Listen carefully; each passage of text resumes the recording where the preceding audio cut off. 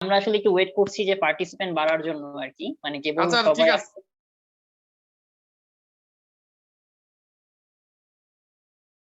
তো যারা তোমার পার্টিসিপেন্ট। পরিচয়টা বলছো তো না? হ্যাঁ বলা হয়েছে ভাই, ওই যে জনাব সোহেল হোসেন, উনি কিছু একটা বলতে চাচ্ছিলেন ভাই, তো ওনার কথা একটু আমরা শুনি আর কি। কি জানি বলতে চাচ্ছিলেন। আসসালামু আলাইকুম ওয়ালাইকুম আসসালাম, হ্যাঁ বলেন আপনি।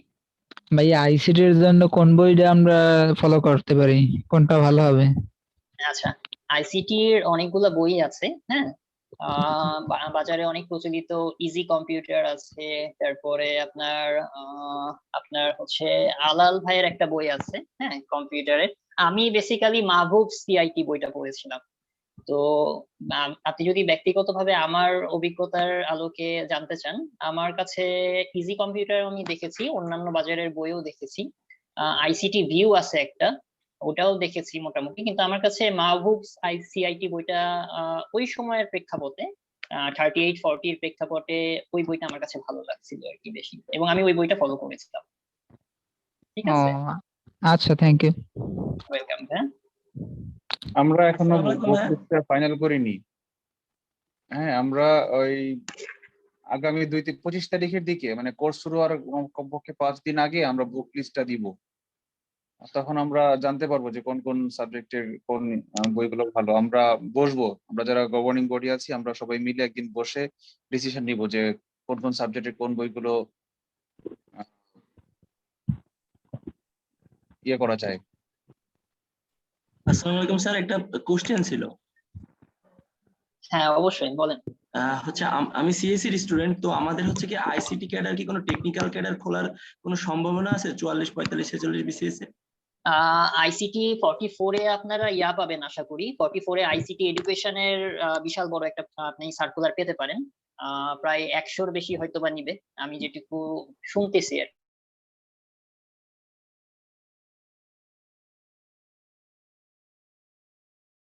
এনক্যাডারমেন্ট এখনো ওইটা হয় নাই, এখনো ওটা অন দা ওয়ে আছে, প্রসেসিং এ আছে। আইসিটি এডুকেশনটা অলরেডি আমরাই প্রথম ব্যাচ হিসেবে জয়েন করে ফেলেছি অ্যাজ এ 38 বিসিএস ক্যাডার হিসেবে।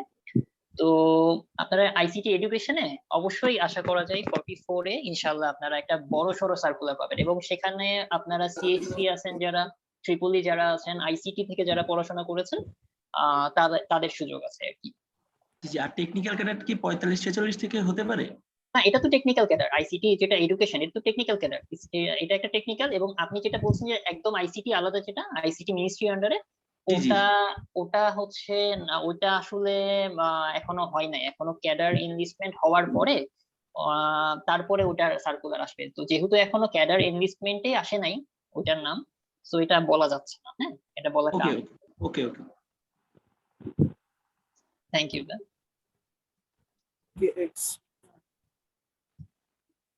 আর কেউ পার্টিসিপেন্টস এর মধ্যে কেউ আছেন যারা একটু প্রশ্ন করতে চান বা যে কোনো বিষয়ে জানতে চান? ফ্রি ফ্লোর, যে কেউ জানতে চান। ওয়ালাইকুম আসসালাম ভাইয়া।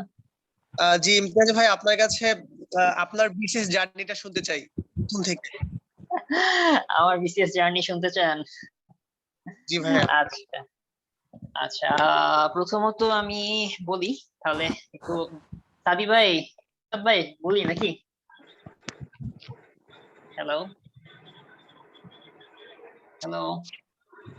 হ্যাঁ, শুনতে পাচ্ছি।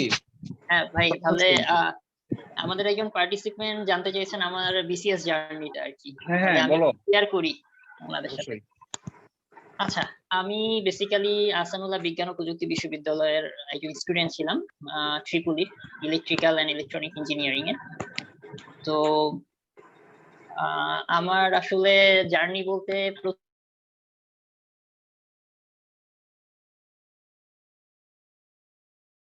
ছিল হচ্ছে যে মানে জব করার আর কি, এনি কাইন্ড অফ জব, সেটা ইঞ্জিনিয়ারিং সেক্টরে হতে হবে বা যে কোনো আর কি। ইঞ্জিনিয়ারিং সেক্টরের উপরে আমার প্রাধান্যটা বেশি ছিল। তো আমি ট্রাই করলাম, কয়েকটা জায়গায় ট্রাই করার পরে আমি স্কয়ার গ্রুপের নাম আপনারা সবাই শুনেছেন। তো আমি স্কয়ার গ্রুপে জয়েন করেছিলাম। তো সেখানে দীর্ঘ 2 বছর ছিলাম আর কি।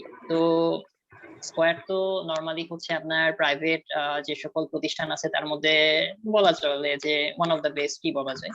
তাদের কর্পোরেট যে কালচার, তাদের যে অ্যাপ্রোচ বা সিস্টেমটা চমৎকার, খুব ভালো। কিন্তু তারপরেও হ্যাঁ, আমি তো ইঞ্জিনিয়ার ছিলাম, তো বেসিক্যালি আমার ইঞ্জিনিয়ারিং বিভিন্ন ফ্যাক্টরি, আমি টেক্সটাইল সেক্টরটা বেশি দেখতাম। তো ওখানে আপনার এই যে আপনার বিভিন্ন সময়ে যে প্রেশার, হ্যাঁ গভর্নমেন্ট প্রাইভেট জবে কিন্তু প্রেশারটা কিন্তু অনেক বেশি। আপনাকে স্যালারি যেভাবে ভালো পে করবে সেই অনুযায়ী কিন্তু প্রেশারটা অনেক বেশি হ্যান্ডেল করতে হয়। ছুটি ছাটার ব্যাপার থাকে, আপনি ছুটি ছাটা খুব বেশি যে পাচ্ছেন তা না, মানে স্বাভাবিক। আমি ঈদের সময়ও দেখা যেত যে আহ 2টা বছরে ঈদ হলে একটা ঈদে আমাকে অফিসেই কাটাইতে হতো। অ্যাজ ইঞ্জিনিয়ার হিসেবে তখন সমস্ত মেশিনারি বন্ধ টন্ধ থাকতো, মেশিনারি সমস্ত কিছু ঠিক করা, দেখা, মেইনটেনেন্স করা। তো সব মিলে আমি যেটুকু বুঝলাম যে আসলে আমার গভর্নমেন্ট জবের দিকে, আর আমার বাবা মা দুজনেই গভর্নমেন্ট জব করতেন আর কি। তো তখন থেকে আমার মনের মধ্যে একটা ইয়া হতে থাকে যে না, আমার একটু গভর্নমেন্ট জব করা উচিত বা গভর্নমেন্ট জবের দিকে চেষ্টা করা উচিত। তো 38 এ সার্কুলার দিল, আমি জবটা ছেড়ে দিই। পরে জবটা 2 বছর কন্টিনিউ করে, আমি তখন এক্সিকিউটিভ ইঞ্জিনিয়ার হিসেবে ছিলাম, তো ছেড়ে দিলাম। ছেড়ে দেওয়ার পরে 38 এর জন্য চেষ্টা করতে থাকলাম। তো 38 জার্নিটা আপনারা তো জানেন যে বিসিএস জার্নি অনেক লং একটা জার্নি, প্রিলিমিনারি, রিটেন, ভাইভা, তো সব মিলে অনেক বেশ দীর্ঘ একটা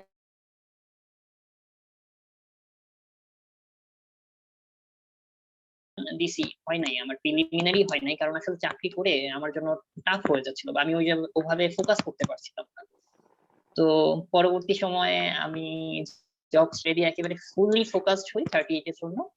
আলহামদুলিল্লাহ 38 এর তো ক্যাডারে আমার নাম আসে, আর পরবর্তীতে 40 এর ভাইভাও দিলাম। যদিও 40 এর ভাইভাটা এখন পেন্ডিং আছে, আর ভাইভাটা এখনো মানে এটা শেষ হবে, তারপরে আসবে। তো আলটিমেটলি আমি শুধু বিসিএস নিয়েছিলাম আর কি। হ্যাঁ, আমাদের তো অনেকগুলো ভাগ থাকে। আমি চেষ্টা করব, আমাদের এখানে ট্রিপলি কেউ আছেন? ট্রিপলি কেউ থাকলে আমি চেষ্টা করব পরবর্তীতে অস্ট্রিয়ান একটা গ্রুপে, মানে আমাদের ইলেকট্রিক্যাল, বিশেষ করে ইলেকট্রিক্যালদের কি কি জব পাওয়ার একটা সুযোগ থাকে, যেমন পিজিসিবি, ডেসপ্রো, ডেসা, তারপরে নেসকো, অথবা অন্যান্য ওজোপাডিকো যে জবগুলো আছে, ওগুলো জব কিন্তু অনেক ভালো। হ্যাঁ, ওই জবগুলোর দিকে ওটার যে প্যাটার্ন ওটা একদম ভিন্ন। তা আমি চেষ্টা করব ওই প্যাটার্ন নিয়ে একটু কথা বলার জন্য। বিসিএস এর প্যাটার্নটা আবার ভিন্ন, আমি আবার শুধু বিসিএস নিয়েছিলাম। আবার ব্যাংকিং জব আছে, হ্যাঁ ব্যাংকে কিন্তু অনেক সিএসসি ইঞ্জিনিয়ারদের জন্য বা ইলেকট্রিক্যালদের জন্য বা আইটি ইঞ্জিনিয়ারদের জন্য ভালো একটা সুযোগ আছে। তো আমি ওইটাতেও ট্রাই করি নাই, আমি শুধু বিসিএস নিয়ে চেষ্টা করছি। এবং এই তো আলহামদুলিল্লাহ, এবং এখন আপনাদের সকলের দোয়ায় আল্লাহর রহমতে 38 এ ক্যাডার হিসেবে জয়েন করেছি। মোটামুটি এই হলো আমার। মাঝখানে ছোট্ট একটা জব করছিলাম রিভেরিতে, এজ এ অ্যাসিস্ট্যান্ট ইঞ্জিনিয়ার হিসেবে ছিলাম, খুবই অল্প কিছু ছিলাম আর কি। এই তো। আর কেউ আর কিছু জানতে চান? আসসালামু আলাইকুম। ওয়ালাইকুম আসসালাম ভাইয়া। ভাইয়া ট্রিপলি 37 ইমরান না? 37 ব্যাচের। হ্যাঁ জি ভাই। বলেন। জি ভাই বলেন। জি ভাই, পরিচিত হতে আসলাম আপনার সাথে। আপনাকে আলহামদুলিল্লাহ। ফেসবুকে নক করেছিলাম। আচ্ছা আচ্ছা, ফেসবুকে নক করেছেন? রিকোয়েস্ট পাঠাইছি, আপনাকে নক করবো ভাই। আচ্ছা আচ্ছা, সমস্যা নাই। যদি আমি ফেসবুক,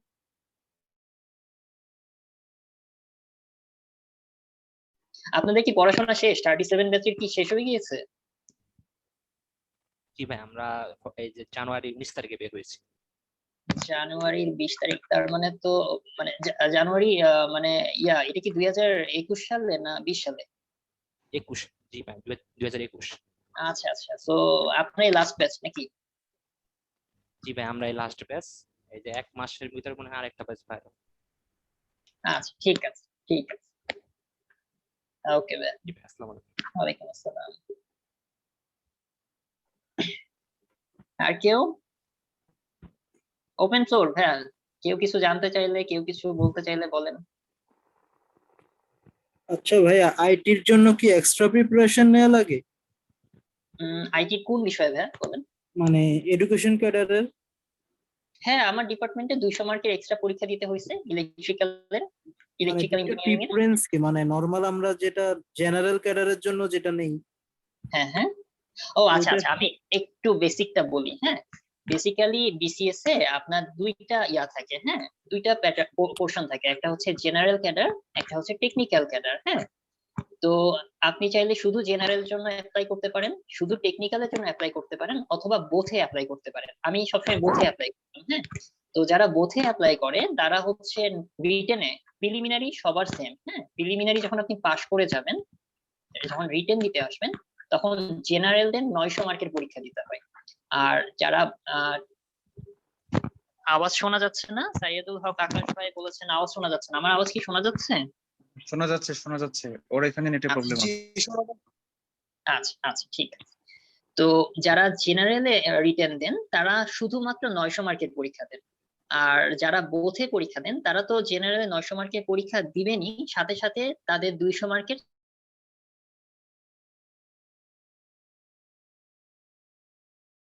বিএসসি তে সিলেবাসে যে 4 বছরের সিলেবাস, সেখান থেকে আমার 200 মার্কের পরীক্ষা দিতে হয়েছে।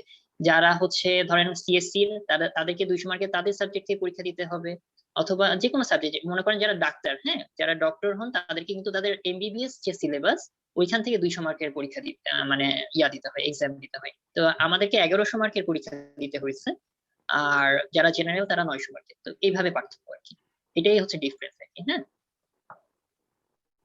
বুঝতে পেরেছেন কি যিনি জিজ্ঞাসা করেছিলেন? জি ভাইয়া, থ্যাংক ইউ। আচ্ছা ঠিক আছে। আচ্ছা ভাইয়া, একটু একটা কোশ্চেন ছিল, সেটা হচ্ছে যে বোথ ক্যাডারে যদি যখন কেউ বোথ ক্যাডার দিবে তখন যদি তার মানে এক্সট্রা করে পরীক্ষা দিতে হয়, তো তাহলে তার সাবজেক্টিভ পরীক্ষাটা দিতে হবে। কিন্তু কেউ যদি ধরেন যে ফিনান্স নিয়ে পড়ছে, ফিনান্স এন্ড ব্যাংকিং নিয়ে সে অনার্স মাস্টার্স করা, তাহলে সে কিভাবে পরীক্ষা দিবে? আসলে সবগুলো সাবজেক্টের মানে আপনার টেকনিক্যাল হয় না, টেকনিক্যাল সাবজেক্ট হয় না। হ্যাঁ যেমন আমাদের নওশাদ ভাই কিন্তু টেক্সটাইলে পড়াশোনা করেছেন, ঠিক আছে? তো টেক্সটাইলের আপনার কিন্তু সাবজেক্টিভ নাই। যে আমি তো এটাই বলছি যে আমি আসলে সবার জন্য তার মানে পরীক্ষাটা না। না সবার জন্য না, সবার জন্য না। ফিনান্স আর ব্যাংকিং এর আমার আসলে ওভাবে জানা নাই, তবে আমি যেটুকু জানি ফিনান্স ব্যাংকিং এর মনে হয় টেকনিক্যাল নাই। নাই, জি। টেকনিক্যাল না, হ্যাঁ যদি কেউ এডুকেশন দেয় তখন তার একটা পরীক্ষা তখন হবে ওই বিষয়ে। হতে পারে, এক্স্যাক্টলি তখন থাকতে পারে, কিন্তু এমনি নরমালি ইন জেনারেল ওনাদের নাই আর কি। হ্যাঁ টেকনিক্যাল যেমন আপনার যেমন একটা সাবজেক্ট আছে লোক প্রশাসন, ঠিক আছে? তো ওই সাবজেক্টেরও কিন্তু টেকনিক্যাল নাই আর কি। হ্যাঁ ওনারা টেকনিক্যাল যেমন লোক প্রশাসনের ইয়াও নাই, আপনার এডুকেশনেও নাই। তো ওনারা শুধুমাত্র জেনারেলের জন্য অ্যাপ্লাই করতে পারেন আর কি। ঠিক আছে? জি ভাই। আচ্ছা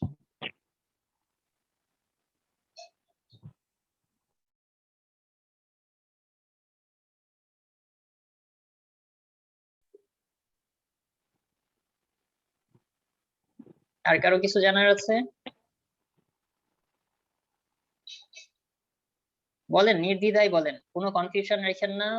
আর ভয় পাওয়া বা লজ্জা পাওয়ার কিছু নাই। একটা সময় আমিও আপনাদের জায়গায় ছিলাম, এখন আমি না হয় আপনাদেরকে দেখানোর চেষ্টা করতেছি, কিছুদিন পরে আপনারা কিন্তু আবার আমার জায়গায় চলে আসবেন। এটাই নিয়ম, এটাই সিস্টেম। আমি 1 বছর আগে 2 বছর আগে আমি আপনাদের জায়গা পেয়েছিলাম, ঠিক আছে? তো ওই যে একটু লজ্জা সংকোচ ভয় এগুলো ছিল, আমারও ছিল, আপনাদেরও থাকবে স্বাভাবিক। তো জয় করেন, ওগুলোকে জয় করে চেষ্টা করেন, আপনারাই উপকৃত হবেন। এখানে আছেন সাদি ভাই আছেন, ওনারাও ক্যাডার, ওনারাও আপনাদেরকে বলতে পারবেন। মানে এটা চেষ্টা করেন, আপনারা সংকোচটাকে কাটিয়ে ওঠার চেষ্টা করেন, যে কোনো কিছু আজ করেন। আচ্ছা আমি একটা Anytime- ঘোষণা দিতে চাই। হ্যাঁ, জি জি ইমতিয়াজ, হ্যাঁ ভাই। আচ্ছা আমাদের যখন তোমার পরিচয় পর্ব হয়েছিল তখন পার্টিসিপেন্ট একটু কম ছিল, মাত্র 7-8-10 জন ছিল। এখন মোটামুটি একটা স্টেবল অ্যামাউন্ট এসেছে, পার্টিসিপেন্ট 40 জনের উপরে আছে। তো আমি আচ্ছা সবার জন্য সবাইকে তোমার সাথে পরিচয় করে দিতে চাই, এবং আমরা প্রাথমিক প্রশ্নোত্তর বা আলোচনা পর্ব শেষে আমরা সরাসরি ক্লাসে ঢুকে যেতে চাই, যেহেতু আমাদের টাইম লিমিটেশন আছে। ওকে তো যেটা বলতে চাই সেটা হচ্ছে যে আমাদের ইমতিয়াজকে যারা আপনারা নতুন দেখছেন, সে হচ্ছে আজকে ওর প্রথম ক্লাস, এর আগেও সে জয়েন করেছিল পরিচিতির জন্য, বাট ওর ক্লাস হিসেবে আজকে এসে প্রথম যোগদান করেছে। তো ইমতিয়াজ হচ্ছে 38তম বিসিএস এর শিক্ষা ক্যাডারের আইসিটি সাবজেক্টের একজন শিক্ষক। আর পার্সোনালি বেসিক্যালি উনি গ্রাজুয়েশন করেছেন ট্রিপলি থেকে, ইলেকট্রনিক্স এন্ড ইলেকট্রিক্যাল ইঞ্জিনিয়ারিং, যার ফলে তিনি আমাদের আইসিটি ক্লাস নেওয়ার পাশাপাশি আমাদের দৈনন্দিন বিজ্ঞানের যে ইলেকট্রিক্যাল পার্টটা আছে সেটা তিনি নিবেন। আমরা কিন্তু বলেছিলাম যে আমরা ওই কোচিং সেন্টারের মতো বিসিএস ফেল টিচারদের দিয়া ক্লাস নেওয়াবো না, বা ফিজিক্স কেমিস্ট্রি ম্যাথের টিচার স্টুডেন্ট দিয়া আইসিটি ক্লাস নেওয়াবো না। আমরা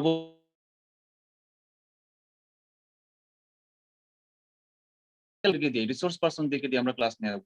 আমরা ইংরেজি ক্লাস নেওয়া হচ্ছে ইংলিশ অনার্স করা, বিজ্ঞান আইসিটি নেওয়া হচ্ছে বিজ্ঞান আইসিটির যে স্পেশালিস্ট সে, বাংলার ক্লাস নেওয়াচ্ছি, বাংলার যিনি শিক্ষা ক্যাডারের প্রভাষক তাদেরকে দিয়ে। এরকম প্রত্যেকটা সেক্টরে আমরা সংশ্লিষ্ট লোকদেরকে সংশ্লিষ্ট ফিল্ডের লোকদেরকে আমরা আনছি, যার ফলে আমাদের কোয়ালিটি এনশিওর হবে।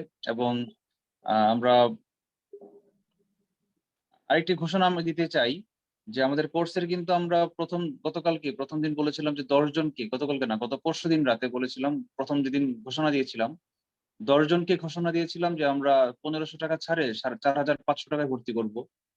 তো অলরেডি 15 জন রিকোয়েস্ট করে প্রথম দিনই ভর্তি হয়ে গেছে। আর গতকালকের মধ্যে বলেছিলাম, আরো রিকোয়েস্টে বলেছিলাম আরো 10 জনকে আমরা 1000 টাকা ছাড়ে, মানে 5000 টাকায় কোর্স ফ্রিতে ভর্তি করব। তো সেই 25 জন সেই ওভার হয়ে গেছে। তারপরে আরো 4 জন বাড়তি ভর্তি হয়েছে 6000 টাকা দিয়ে, মানে হচ্ছে 29 জন অলরেডি ভর্তি হয়ে গেছে। সর্বশেষ যিনি ভর্তি হয়েছেন তার নাম হচ্ছে আব্দুল ওয়াদুদ মুঈদ। তিনি বুয়েটের মেরিন ইঞ্জিনিয়ারিং এর সরি তার সাবজেক্টটা দেখতে পাচ্ছি না, আমি দেখে জানাচ্ছি, মিনিট। অ্যারোনটিক্যাল বা কিছু একটা সাবজেক্ট আছে, এই মুহূর্তে মনে পড়ছে না, অ্যারোনটিক্যাল বা মেরিন একটা সাবজেক্ট আছে সেখানে।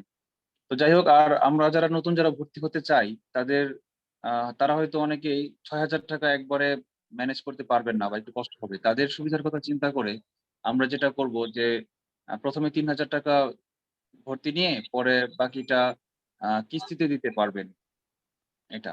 আর এই মুহূর্তে আসলে সম্ভব না, মানে কি বলে এটাকে, কোনো ছাড় সম্ভব না, কারণ আমরা 10 জনকে ছাড় দেওয়ার জায়গায় আমরা 25 জনকে ছাড় দিয়ে ভর্তি করেছি, প্রথম 25 জনকে। তো আর আমরা ছাড় দিচ্ছি না আপাতত। সুতরাং এই কথাটা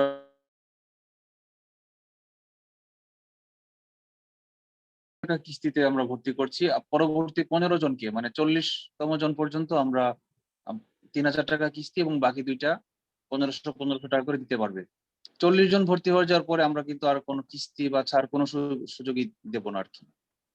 তো এই হচ্ছে আমাদের কোর্সের বিস্তারিত। আর ইমতিয়াজ হচ্ছে, আবারও বলছি, ইমতিয়াজ হচ্ছে আইসিটির ক্যাডারের একজন শিক্ষক। তিনি আমাদের কোর্সে আইসিটির ক্লাসগুলো নিবেন। এবং আমি যে আরেকটি ডিটেলস ক্লাস করতে যাচ্ছি, আমাদের এই কোর্সে তো আমরা ক্লাস নিব হচ্ছে 25টার মতো বিজ্ঞান এবং আইসিটি মিলে। এছাড়াও আমি পার্সোনালি দীর্ঘ সময় নিয়ে 48টি ক্লাসে 4 মাসে শুধু বিজ্ঞান এবং আইসিটি পড়াতে চাই। সেখানেও কিন্তু ইমতিয়াজ আমার সঙ্গে ক্লাস নিবে। তো সুতরাং আমরা একসঙ্গে ভালো কিছু করবো ইনশাল্লাহ, আপনারা যুক্ত থাকুন। আর যারা কিস্তিতে ভর্তি হতে চান তারা একটু আর্লি ভর্তি হয়ে যান। 15 জনের পরে আমরা কিস্তিতেও ভর্তি করবো না আর কি। আমরা ক্লাসে ফিরে যাই। Imtiaz, you can start from the electrical part. Over to you. জি ভাই।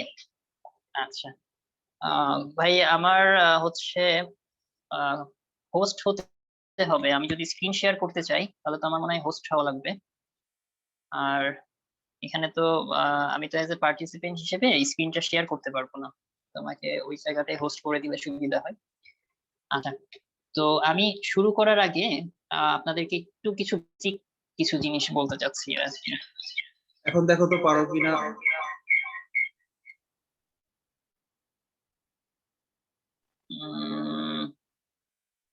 না ভাই, এখনো তো আমি হতে পারি না আর কি, মানে আমার স্ক্রিন শেয়ারের অপশনটা আসেনি আর কি। আচ্ছা, আমি আবার করি।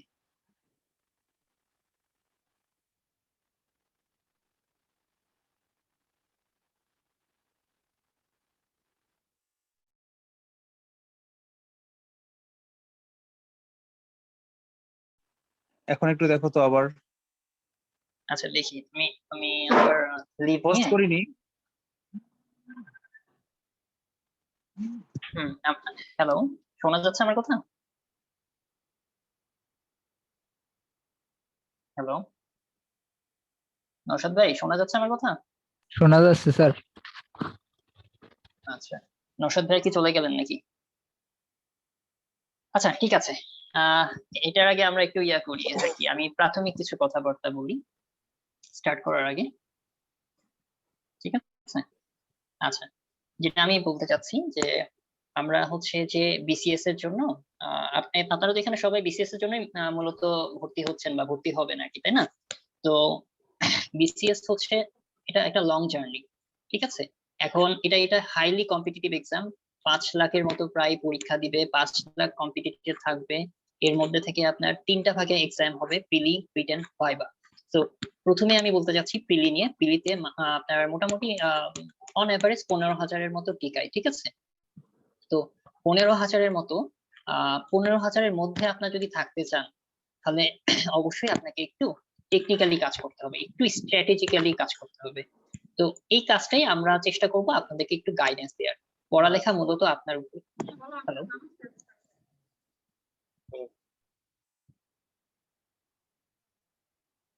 হ্যালো সারি ভাই, কিছু বলবেন? আচ্ছা, আমরা না না কিছু না, তুমি চালাই দাও। আচ্ছা আচ্ছা সাদি ভাই, আমি তো মোবাইল থেকে মানে ভিডিও করতেছি, কিন্তু আমি কম্পিউটারে দেখাবো আপনার, হ্যাঁ, প্রেজেন্টেশন। তো কম্পিউটারের RM ইমতিয়াজকে আপনি হোস্ট করে দেন। আপনি হোস্ট করেছেন আমার ফোনেরটাকে, হ্যাঁ।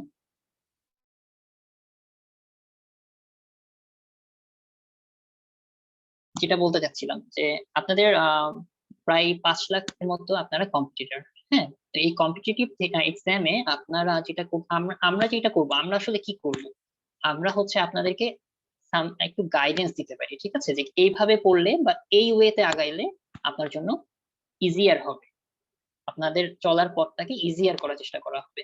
মূলত পড়বেন আপনার, পড়তে হবে আপনাদেরকেই, এবং পরিশ্রমটাকে আপনাদেরকেই করতে হবে। আর আরেকটা কথা আমি না বললেই না, সেটা হচ্ছে যে এই যে আমি কিন্তু এতক্ষণ যাদের সাথে কথা বললাম অনেকে ছিলেন ন্যাশনাল ইউনিভার্সিটি, এই যে বরিশালের, তারপরে আসানুল্লাহর কয়েকজনকে পেলাম, তারপরে হচ্ছে আরো যেটুকু জানলাম যে এই যে দেখেন আপনারা কিন্তু অনেকেই প্রাইভেট ইউনিভার্সিটিতে পড়েন, কেউ ন্যাশনাল ইউনিভার্সিটিতে পড়েন, বিভিন্ন জায়গা থেকে পড়েন। তো যারা পাবলিক ইউনিভার্সিটিতে পড়েন বা ঢাকা বিশ্ববিদ্যালয় বা রাজশাহী ইউনিভার্সিটি বা বিভিন্ন জায়গা থেকে পড়েন, তারা ডেফিনেটলি কিন্তু একটা পরিবেশ পান, একটা অ্যাটমসফিয়ার পান, যে তারা কিন্তু ভর্তি হওয়ার পর থেকে দেখে আসছেন যে ঠিক আছে আমার সিনিয়র ভাই বোনেরা, আপুরা, ভাইয়ারা ওভাবে একটা মানে BCS এর জন্য একটা পড়াশোনা করছেন বা BCS এর জন্য এইভাবে প্রিপারেশন নিচ্ছেন, ওইভাবে দেখতে দেখতেই ওনারা কিন্তু একটা মানে কি বলবো, একটা পরিবেশ পান, হ্যাঁ। কিন্তু আমাদের আমি এটা প্রাইভেট ইউনিভার্সিটিদের জন্য বলতেছি, যারা অনেকেই আছেন, অনেক প্রাইভেট ইউনিভার্সিটি আছে বা ন্যাশনাল, যেটা হয় যে ওই পরিবেশ বা ওই ফিলটা পান না, তো হয় কি হীনমন্যতা ফিল করেন, ঠিক আছে? যে আমাকে দিয়ে হবে কি হবে না, মানে সেই একটা কনফিউশনের মধ্যে থাকেন, কনফিডেন্স বিল্ড আপ হয় না আপনাদের মধ্যে। তো আমি এটা বলবো কি, দেখেন আমার সাথে 38-এ আমাদের আসানুল্লাহর প্রায় 8 জন ক্যাডার পিছে, এর মধ্যে পুলিশ ক্যাডার আছে, আপনার অ্যাডমিনিস্ট্রেশন ক্যাডার আছে, বিভিন্ন ক্যাডার, PWD ক্যাডার আছে। সো এবং অন্যান্য ইউনিভার্সিটি, প্রাইভেট ইউনিভার্সিটি থেকেও কিন্তু অনেকেই ক্যাডার হচ্ছেন, ন্যাশনাল ইউনিভার্সিটি থেকে অনেকেই ভালো ভালো ক্যাডার হচ্ছে।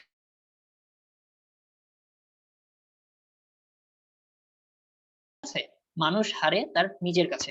আপনি যদি মানে নিজেকে নিজে না হারান, মানে আপনি যদি ফিল করেন যে আপনি পারবেন, তাহলে আপনি অবশ্যই পারবেন। আর যদি করেন যে না আমাকে দ্বারা হচ্ছে না বা হবে না, সেক্ষেত্রে কিন্তু আমি কেন মানে যে কেউ আপনাকে মানে ফার্স্ট ক্লাস ফার্স্ট হিসেবেও যদি মানে বলে দেয় যে এইভাবে করো, ওটা করো, সেটা করো, হবে না, কিছু হবে না। তো চেষ্টাটা নিজের থাকবে, চেষ্টা করবেন সিস্টেমেটিক ওয়েতে, গাইডেন্স নেবেন সিনিয়র যারা ক্যাডার আছেন, বড় ভাই আছেন, যারা এই পথে অলরেডি সাকসেসফুল হয়ে আসছেন তাদের।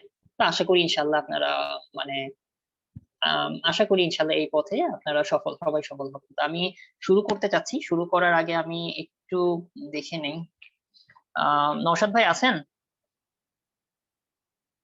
সাদি ভাই, কেউ আছেন?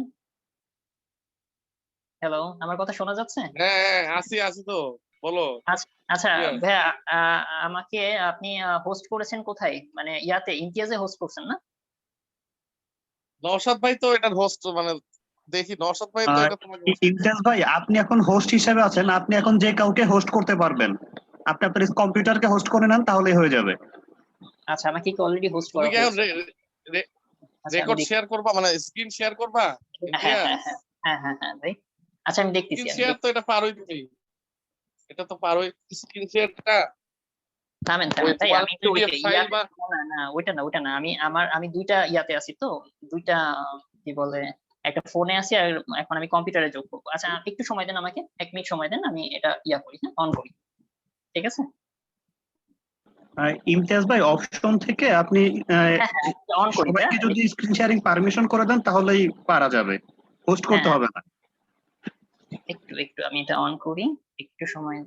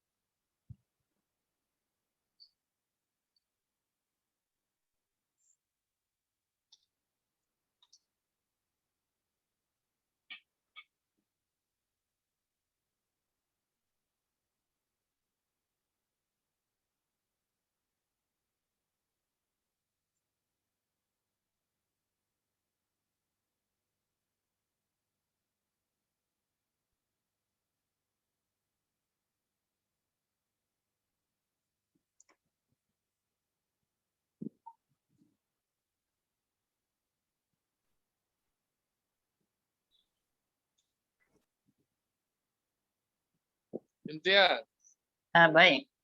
তুমি কি একটু। এটা স্ক্রিন শেয়ার করছো? ভাই আমার কম্পিউটারে একটু সমস্যা হচ্ছে, হ্যাঁ একটু সময় দেন। আমার কম্পিউটার একটু হ্যাং করেছে, মানে আমার আচ্ছা কম্পিউটার। সমস্যা নাই, তুমি তাহলে এমনি জেনারেল কথাবার্তা বলতে থাকো আর আচ্ছা ঠিক আছে মুখে বলতে থাকো, ভিডিওটা অফ মুখে করো, সমস্যা নেই। আচ্ছা ঠিক আছে। আচ্ছা, আমি আজকে আপনাদেরকে একটু কম্পিউটারের ইভলিউশন নিয়ে বলতে চাচ্ছিলাম। হ্যাঁ, কম্পিউটারে আমি কিছু ছবি কালেক্ট করেছিলাম, ওগুলো দেখাতে পারলে আমার জন্য একটু সুবিধা হতো। তো এখন যেহেতু হচ্ছে না, তো আমি আপনাদেরকে কিছু ইয়া নিয়ে বলি। হ্যাঁ, অল ওভার একটু ধারণা দেওয়ার চেষ্টা করি। আপনাদের আইসিটি তে 15 মার্ক থাকবে, ঠিক আছে? এর মধ্যে মানে প্রিলিমিনারি জন্য বলতেছি আমি, এর মধ্যে 10 মার্ক থাকবে হচ্ছে কম্পিউটার বিজ্ঞান থেকে, আর 5 মার্ক থাকবে হচ্ছে আইসিটি থেকে। হ্যাঁ, তথ্য যোগাযোগ প্রযুক্তি। আর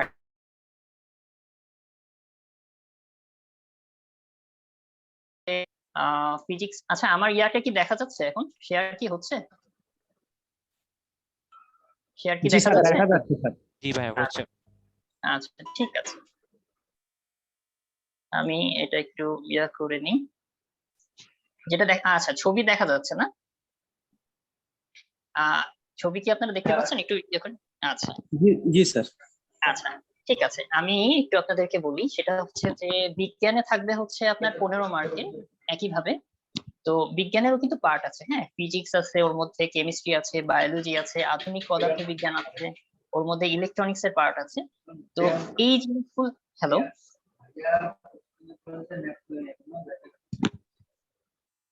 শোনা যাচ্ছে? হ্যালো, কেউ কি কিছু বলছেন? স্যার আপনি কন্টিনিউ করেন, শোনা যাচ্ছে। আচ্ছা ঠিক আছে। করতে থাকো, তুমি কন্টিনিউ হ্যাঁ। করো, কারো হয়তো নয়েজ আসতেছে, তুমি কন্টিনিউ করতে থাকো। ঠিক আছে। আচ্ছা, তো যেটা বলছিলাম যে আমাদের রিটেন পার্টে কিন্তু 100 মার্কের বিজ্ঞান নিয়ে পরীক্ষা দিতে হয়। তার মধ্যে 60 মার্কের থাকে সাধারণ বিজ্ঞান, এবং 15 মার্ক থাকে ইলেকট্রিক্যাল এন্ড ইলেকট্রনিক্স, আর 25 মার্ক থাকে কম্পিউটার থেকে। তো আমরা যদি প্রিলিমিনারিতে মানে একটু ভালোভাবে এই আইসিটি পার্টটা করি, তাহলে কিন্তু আমাদের রিটেনের জন্য কিন্তু একটা ভালো মানে ব্যাকআপ হিসেবে কাজ করবে, ঠিক আছে? তো আজকে আমি আইসিটি নিয়ে কথা বলতে চাই।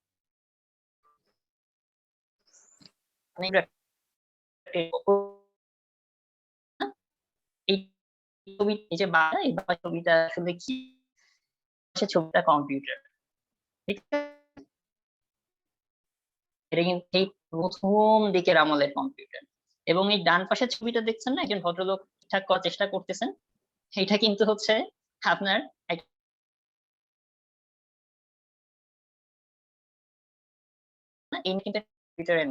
প্রথম দিকের আমাদের কম্পিউটার। এগুলো নিয়ে আমি একটু বলবো। হ্যাঁ, কম্পিউটারের ইভলিউশন নিয়ে আমি বলবো আর কি। এখনকার কম্পিউটার গুলো কিরকম থাকে, ল্যাপটপ দেখি বা পিসি দেখি। হ্যাঁ, তো এই পিসি গুলা অনেক সফিস্টিকেটেড না, অনেক ছোট হয়ে আসছে। আর সেই প্রথম দিকে যখন কম্পিউটার তৈরি করছিল, তার প্রাথমিক ভার্সন গুলো আমি একটু দেখার চেষ্টা করেছি। এই যে দেখেন, এই যে কত হিজিবিজি তার দেখতে পাচ্ছেন, এই আমরা সিপিইউ তে দেখি না যে একটার সাথে আরেকটা ইন্টারকানেক্টেড করা হয়, সিপিইউ এর সাথে মনিটর বা পাওয়ার সাপ্লাই বা ইউপিএস এর কানেকশন থাকে না, তো কত কিছু মানে কত অল্প অল্প কানেকশন থাকে, কিন্তু প্রথম দিকে এই যে দেখেন কত মানে এই যে আমি যেগুলো করেছি দেখেন, এটা হচ্ছে যে প্রথম দিককার কম্পিউটারের আর কি কেবল সেটআপ। আচ্ছা, এটা কেউ আপনারা কি জানেন এই জিনিসটা কি? আচ্ছা, আমাদের কম্পিউটারে আমাদের যে তথ্যগুলা যে জিনিস যে জায়গাটায় থাকে তাকে কি বলে? হার্ড ডিস্ক বলে, তাই না? অথবা এসএসডি বলে, ঠিক আছে? এইটা হচ্ছে প্রথম দিকের আমলে ওই হার্ড ডিস্ক বলবো না কি বলবো এটাকে, আসলে তখন তো হার্ড ডিস্ক ছিল না, প্রথম দিকে এখানে আপনার তথ্য স্টোর করা হতো, ঠিক আছে? আচ্ছা, এখন আসেন আমি invention and history of computers নিয়ে কিছু বলার চেষ্টা করি। আমি আপনাদেরকে না কিছু মানে বেসিক জিনিস বলবো এবং আপনাদেরকে ধরাই দেওয়ার চেষ্টা করবো কোশ্চেনটা কিভাবে হয় এবং কোন প্যাটার্নে করতে হবে। এই যে আমি আপনাকে বারবার বলছি যে সিস্টেমেটিক্যালি, স্ট্র্যাটেজিক্যালি, এই যে টার্মগুলো ইউজ করছি, এই জিনিসগুলো আপনাকে জাস্ট পরিচয় করাই দিই আপনাদের সাথে। এবং এখানে আরেকটা কথা বলে রাখি, এর মধ্যে কিন্তু আপনারা কেউ হয়তো বা আছেন যে ইঞ্জিনিয়ারিং ব্যাকগ্রাউন্ডের, কেউ হয়তো বা আছেন সায়েন্স ব্যাকগ্রাউন্ডের, কেউ আর্টস ব্যাকগ্রাউন্ডের, কেউ কমার্স ব্যাকগ্রাউন্ডের, দ্যাট ডাজেন্ট ম্যাটার। আপনারা যে যেমন ব্যাকগ্রাউন্ডে থাকুন, কোশ্চিন হয় সবার জন্য, এটা কমন প্ল্যাটফর্ম, ঠিক আছে? এই যে আমি আপনাকে এই যে এখানে আজকে কিন্তু সিএসসি এর একজন আছেন, উনি কিন্তু বলতে পারবেন আমি এখন এখানে যা দেখাবো ওনারা কিন্তু সিএসসি তে এই জিনিসগুলো পড়েন নাই, তো এই জিনিসগুলো ওনার মানে নতুন জিনিস না, কিন্তু ওনারা ওনার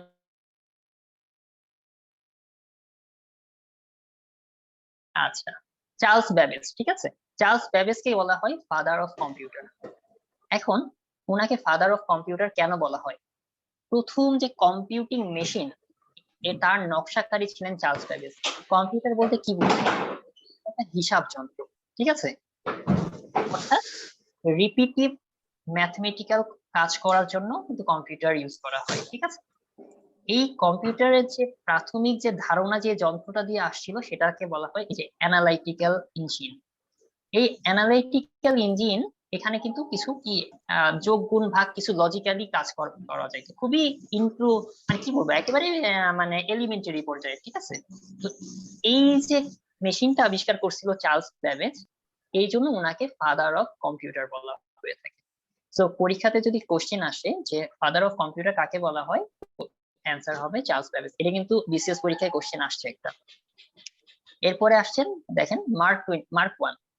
মার্ক ওয়ান হচ্ছে প্রথম স্বয়ংক্রিয় গণনা যন্ত্র, মানে অটোমেটেড গণনা যন্ত্র, ঠিক আছে? আপনি জাস্ট আমি যেমন 2+2=4 হচ্ছে, এটা কি আমি 2+2 ক্যালকুলেটর লিখা লাগছে, হ্যাঁ, বা 2+2+2=4 এইভাবে যোগ করে করে যাচ্ছে, কিন্তু প্রথম অটোমেটেড যে গণনা সেটা হচ্ছে মার্ক ওয়ান ছিল, এবং এটা আবিষ্কার করেন হাওয়ার্ড আইকেন। এই জন্য ওনাকে দেখেন কম্পিউটারের আবিষ্কারক বলা হয়। এটা 20 বিসিএস এ ইয়াটা আসছিল আর কি, মানে কোশ্চেনটা আসছিল যে কম্পিউটারের আবিষ্কারক কাকে বলা হয়, অ্যান্সারটা হবে হাওয়ার্ড আইকেন। এখানে কিন্তু চার্লস ব্যাবেজ ছিল না। দেখেন কোশ্চেনের রকম ফের দেখেন, যদি ফাদার অফ কম্পিউটার হয় অবশ্যই চার্লস ব্যাবেজ অ্যান্সার হবে, কিন্তু যদি বলা হয় কম্পিউটারের আবিষ্কারক কি, তাহলে হবে হাওয়ার্ড আইকেন, ঠিক আছে? আচ্ছা, এখন আসেন এর পরবর্তীতে কি, এনিয়াক ওয়ান। আচ্ছা, আমি একটু পিছন দিকে নিয়ে যাই, এই যে আমি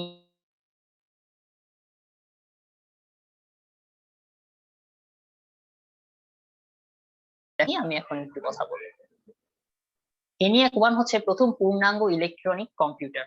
যদি পরীক্ষাতে কোশ্চেন আসে যে প্রথম পূর্ণাঙ্গ ইলেকট্রনিক কম্পিউটার কোনটা, সেটা হবে এনিয়াক ওয়ান। কিন্তু এখানে একটা কথা আছে, এটা তৈরি করা হয়েছিল সামরিক ক্ষেত্রে ব্যবহারের জন্য, ঠিক আছে? এটা কিন্তু পাবলিক পিপলের জন্য না, মানে জেনারেল ম্যাসের জন্য এটা তৈরি করা হয় না, এটা আমেরিকাতে প্রথম তৈরি করা হয়েছিল। আচ্ছা, কেউ কি আনমিউটেড আছেন? আচ্ছা, রাসেল ট্রিপুলি 36 ব্যাচ, হ্যাঁ, কাইন্ডলি একটু আনমিউট করে নেন, মিউট করে নেন, থ্যাংক ইউ, ঠিক আছে। আচ্ছা, আমি যেটা বলছিলাম যে এনিয়াক ওয়ান এটা ছিল প্রথম পূর্ণাঙ্গ ইলেকট্রনিক কম্পিউটার। এটা কিন্তু সামরিক ক্ষেত্রে ব্যবহার করার জন্য ইউজ করা হয়েছিল, এবং এটা কারা করছিল, এটা ছিল ইউএসএ। এটা ইউএসএ তৈরি করেছিল অনলি ফর মিলিটারি পারপোজ। আর ইউনিভ্যাক ওয়ানটা ছিল বাণিজ্যিক ভাবে তৈরি প্রথম পূর্ণাঙ্গ ইলেকট্রনিক কম্পিউটার। এখন আমি আপনাকে একটু বলি যে কোশ্চিন কিভাবে আসে বিসিএস এ। সাপোজ আপনার কোশ্চিন আসলো যে প্রথম পূর্ণাঙ্গ ইলেকট্রনিক কম্পিউটার কি, অপশনে থাকলো এনিয়াক, ইউনিভ্যাক, আরো দুইটা, ঠিক আছে, অ্যান্সার কি হবে? প্রথম পূর্ণাঙ্গ কম্পিউটার অবশ্যই ENIAC। ইনিয়াকন। এক্স্যাক্টলি। কিন্তু আপনার যদি প্রশ্ন আসে যে সাধারণ মানুষের জন্য তৈরি প্রথম পূর্ণাঙ্গ ইলেকট্রনিক কম্পিউটার কোনটা? অপশন ENIAC আছে। এক্স্যাক্ট, এটাই হলো আপনার পড়ার সিস্টেম, পড়ার মানে স্ট্র্যাটেজি বা পড়ার ভঙ্গি। কোশ্চিন কিভাবে আসবে এটা আপনাকে বুঝতে হবে, সেই অনুযায়ী পড়তে হবে। আপনি যদি জাস্ট মুখস্থ করে যান যে ENIAC 1 হচ্ছে প্রথম ইলেকট্রনিক কম্পিউটার, ইউনিভ্যাক 1 হচ্ছে বাণিজ্য ইলেকট্রনিক, হবে না, এভাবে হবে না।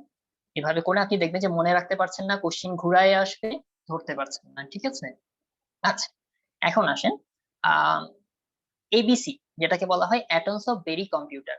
আচ্ছা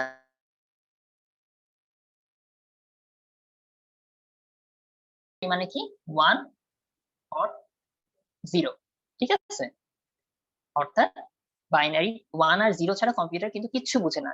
তো প্রথম দিকেই তো আর মানে ওভাবে কম্পিউটার তৈরি করা হয়নি, ধাপে ধাপে ধাপে ধাপে কম্পিউটার করতে হয়েছে। তো এই যে বাইনারি ইউজ করা প্রথম কম্পিউটারের নাম হচ্ছে ABC, ঠিক আছে? আচ্ছা এখন আসেন পরে, স্টোর প্রোগ্রামটা কি? স্টোর প্রোগ্রাম হচ্ছে, আচ্ছা যে জিনিসটা হচ্ছে যে আমরা কম্পিউটারে এই যে পাওয়ার পয়েন্টটা, মানে এই যে আমি একটা প্রেজেন্টেশন তৈরি করেছি, ঠিক আছে? প্রেজেন্টেশন প্রথম আপনার কোথায় তৈরি হয়েছে? এটা প্রথমে আমার যখন আমি কম্পিউটার লিখি, আমি যখন সেভ করি নাই, সেভ করার আগে এটা র্যামে থাকে, ঠিক আছে? আমি যখন সেভ করলাম সেটা চলে গেল রোমে। তো আমি যখন সেভ করি নাই, যখন র্যামে আছে, তখন কিন্তু যদি কারেন্ট চলে যায় বা সামহাও আমার কম্পিউটারটা যদি শাটডাউন হয়ে যায় বা ল্যাপটপ কোনোভাবে যদি করে, আমার কিন্তু জিনিসগুলো সব চলে যাবে। দ্যাট মিনস র্যামে যে জিনিসটা থাকে সেটা কিন্তু ভোলাটাইল, আর রোমে যেটা থাকবে সেটা কিন্তু নন ভোলাটাইল। এই বিষয়ে র্যাম রোম এগুলো কিভাবে কাজ করে, কোনটা কি, এগুলো আমরা মানে বিস্তারিত পড়বো পরবর্তীতে। আমি জাস্ট এমনি বলছি আর কি, মানে ধারণা দেওয়ার জন্য। তো স্টোর প্রোগ্রাম বলতে এটাই বোঝাই যেখানে আমার এর আগে এই কম্পিউটার গুলোতে কাজ করার সময় মানে কোনো কিছু স্টোর করা সম্ভব হয় নাই, ঠিক আছে?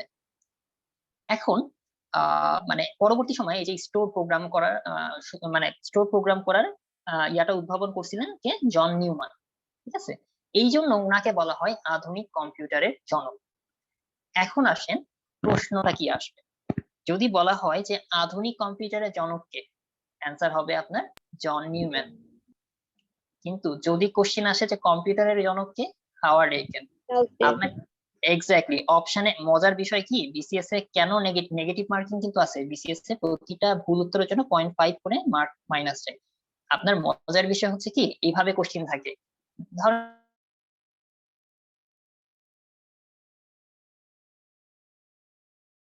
এইকেন থাকবে, চার্লস ব্যাবেজ থাকবে, অনেকেই অ্যান্সার করবে হাওয়ার্ড এইকেন, হ্যাঁ?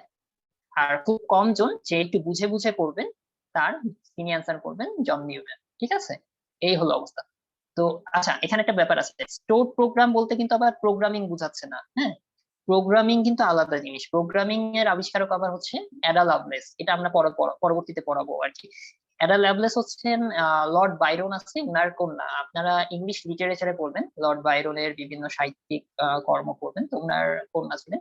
মানে প্রথম প্রোগ্রামার কিন্তু একজন নারী, উনি হচ্ছেন অ্যাডা লাভলেস। এবং উনার সম্মানার্থে একটা প্রোগ্রামের নামই, যেমন বিভিন্ন প্রোগ্রাম আছে সি সি প্লাস প্লাস, এগুলো আপনারা দেখবেন, এগুলো পরবর্তীতে বলবো। তো এরকম একটা প্রোগ্রামের নামই রাখা হয়েছে অ্যাডা, ওনার নাম অনুসারে। তো যাই হোক, স্টোর প্রোগ্রামের সাথে প্রোগ্রামিং কে মিলাবেন না, এক করবেন না। স্টোর প্রোগ্রাম মিনস হচ্ছে যেখানে সংরক্ষিত, যেখানে যে প্রোগ্রামগুলো আমরা সংরক্ষণ করতে পারছি, ঠিক আছে? আচ্ছা এখন আসেন, আচ্ছা আমি একটু আগে বললাম যে স্টোর প্রোগ্রামটা কে করছেন উদ্ভাবন? জন নিউম্যান। তাহলে এই স্টোর প্রোগ্রামের উপর বেসিস করে ডেফিনেটলি কোনো একটা কম্পিউটার তৈরি করা হয়েছে। তো সেই কম্পিউটারের নাম কি? সেই কম্পিউটারের নাম এডস্যাক। এখন আসেন ঝামেলা কোথায় বসে, এডস্যাক, ইউনিভ্যাক, এনিয়াক, ঠিক আছে? এনিয়াক পুরো আলাদা ব্যাপার, এটা কিন্তু শুধু সামরিক ক্ষেত্রে। ইউনিভ্যাক একদম আলাদা, এটা জেনারেল মানুষের জন্য, মানে কমন ম্যাসের জন্য। এডস্যাক টোটালি আলাদা, এটা হচ্ছে স্টোর প্রোগ্রাম ব্যবহার করে তৈরি করা প্রথম কম্পিউটার হলো এডস্যাক।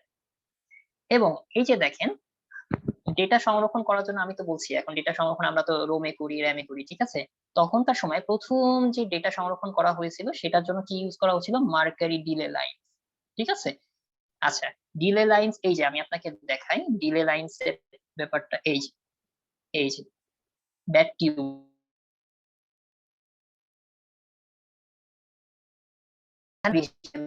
এবং এটা 37 BCS এ কিন্তু কোশ্চেন আসছিল।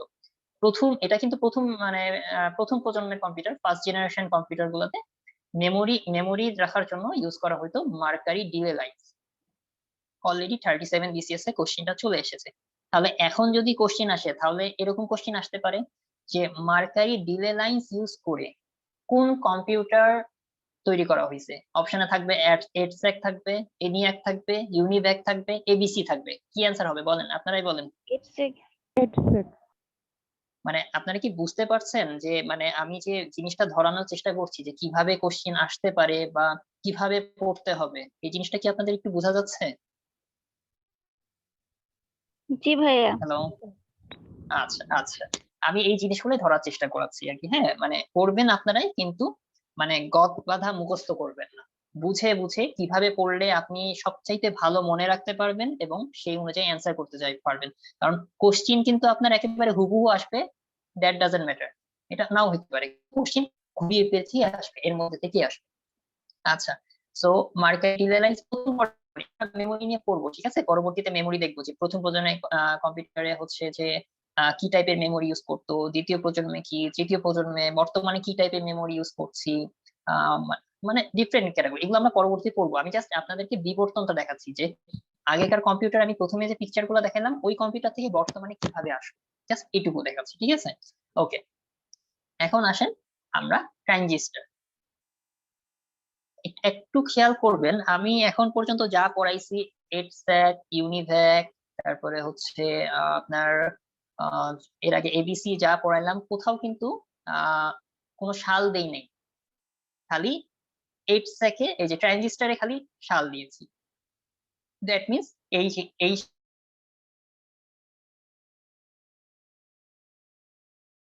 জায়গায় কোশ্চেন আসে যে ট্রানজিস্টর কত সালে আবিষ্কৃত হয়।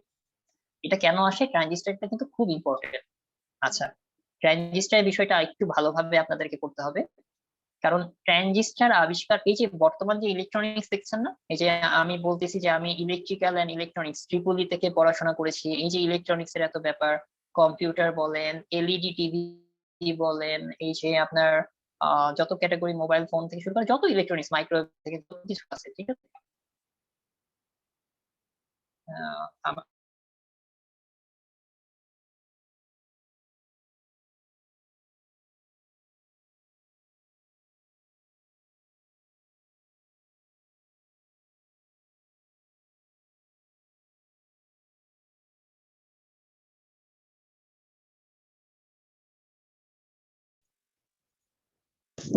হ্যালো, হ্যালো, ভাই কি ইমতিয়াজ আছে নাকি নাই বুঝলাম না। ভাইয়া মনে হয় ডিসকানেক্ট হয়ে গেছে। ও মেবি ভাইয়ার মনে হয় নেটে প্রবলেম, মেবি মনে আচ্ছা হচ্ছে। আচ্ছা, এমনিতে ও আছে তো, দেখলাম ইমতিয়াজ নামে যে আইডিটা, শুধু ইমতিয়াজও আছে। আজকে ক্লাস তোমাদের কেমন লাগতেছে? হ্যাঁ ভাই, ভালোই আলহামদুলিল্লাহ। হ্যাঁ, বেশ অ্যানালিটিক্যাল পড়াইতেছে, ভালো লাগছে। প্রশ্ন আসলে এইভাবে আসে, ওইগুলা প্রশ্ন একটু পেঁচা, এই তো এখন আবার শুরু করছে। আচ্ছা, ঠিক আমি আছে খুবই ইমতিয়াজ। দুঃখিত, শোনা যাচ্ছে আমার কথা? আমার নেটটা একটু ইন্টারাপ্ট হয়েছিল, দ্যাটস ওয়াই হ্যাঁ এখন আমি শোনা যাচ্ছে, মানে কন্টিনিউ করো। কানেকশন। আচ্ছা, হ্যাঁ ভাই, ঠিক আছে। বলতে চাইছিলাম ভাইয়া, আপনি যে স্ক্রিন শেয়ার করতেছেন, মানে লেখাগুলা স্পষ্ট না ভাইয়া, মানে ইসের জন্য, নেটের জন্য মনে হয় বোঝা যাচ্ছে।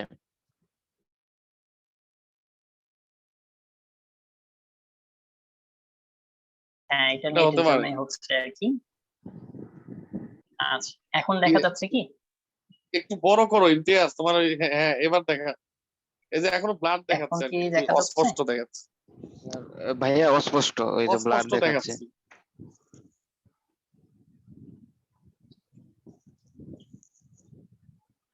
আচ্ছা ভাই, সমস্যা নাই ভাই, আপনি তো এখন দেখা যাচ্ছে?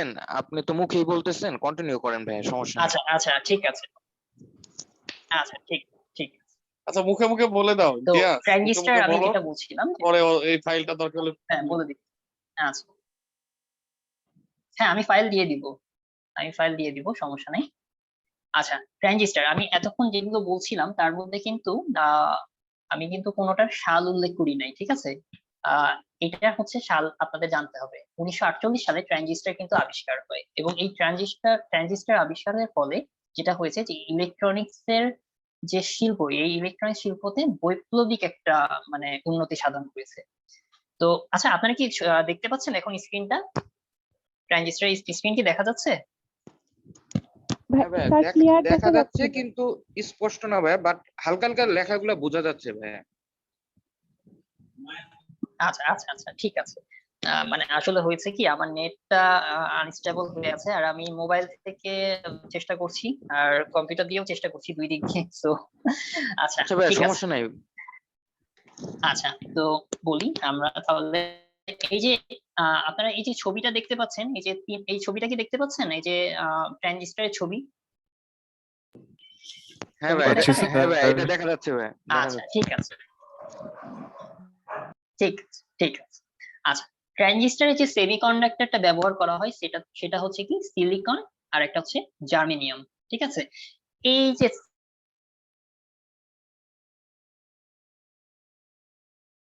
মানে যে মেমোরি, আমরা যে এত মেমোরির কথা বলছি, যে বিশাল বিশাল মেমোরি, সেটা কিন্তু ছোট হয়ে আসতে শুরু করলো, ঠিক আছে? আপনাদের হয়তো বা মনে আছে কিনা আমি জানি না, দেখবেন যে আগে কত কম্পিউটার যেগুলো পাওয়া যেত আগে, কত আপনার 128 মেগাবাইটের অথবা 256 মেগাবাইটের ওই যে আপনার হার্ড ডিস্ক গুলা, বা পরবর্তীতে বাড়তে বাড়তে বাড়তে 40 জিবি হলো। আমি যে প্রথম কম্পিউটারটা কিনেছিলাম সেটা আমার হার্ড ডিস্ক ছিল 40 জিবি অনলি, হ্যাঁ। পরবর্তীতে বাড়তে বাড়তে এটা তো 256 গিগাবাইট হলো, এরপরে 512, এখন তো 1 টেরা 2 টেরা, তাই না? তো যত বেশি হচ্ছে আপনার মেমোরি, কিন্তু সাইজটা কিন্তু ছোট হচ্ছে। তো এই যে সাইজটা ছোট হওয়া শুরু করলো ট্রানজিস্টর আবিষ্কার হওয়ার পর থেকে। এবং ট্রানজিস্টর বেসিক্যালি কি, এই যে সিলিকন, ঠিক আছে? তো বর্তমান কম্পিউটারের মূল মেমোরি কিন্তু তৈরি হয় এই সিলিকন দিয়ে। এটা কিন্তু 35 BCS এ একটা কোশ্চিন আসছিল। এবং এই যে ট্রানজিস্টর, এটা নিয়ে কিন্তু আপনাদের বিজ্ঞানে, আধুনিক পদার্থ বিজ্ঞানে একটা চ্যাপ্টারই আছে, ট্রানজিস্টর কি, কিভাবে, কেন, কোনটা। এবং এই ট্রানজিস্টরটা তাহলে আবিষ্কার করে হচ্ছে 3 জন মিলে। আমার মনে হয় আবার চলে গিয়েছে না, মানে স্পিন চলে গিয়েছে মনে হয়, নাকি? হ্যালো? হ্যাঁ ভাই, হ্যাঁ ভাই, স্ক্রিন চলে গেছে ভাই। আচ্ছা ঠিক আছে, স্ক্রিন বাদ দিই, আমি মুখে মুখে বলি, আপনারা শোনেন, ঠিক আছে? আজকে আমি খুবই দুঃখিত যে আসলে নেটওয়ার্ক এটা আমার হাতে নাই আর কি। তো যাই হোক, আচ্ছা ঠিক আছে। তো যেটা বলছিলাম, হ্যাঁ হ্যালো, জি ভাই বলছিলাম চ্যাট বক্সে ফাইলটা দিয়ে দিলেও পারবেন না।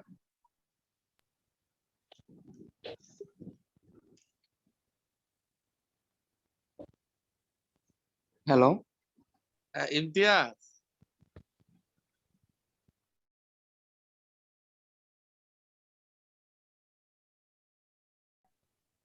ভাইয়া, মনে হয় আবার ডিসকানেক্ট হয়ে গেছে নাকি?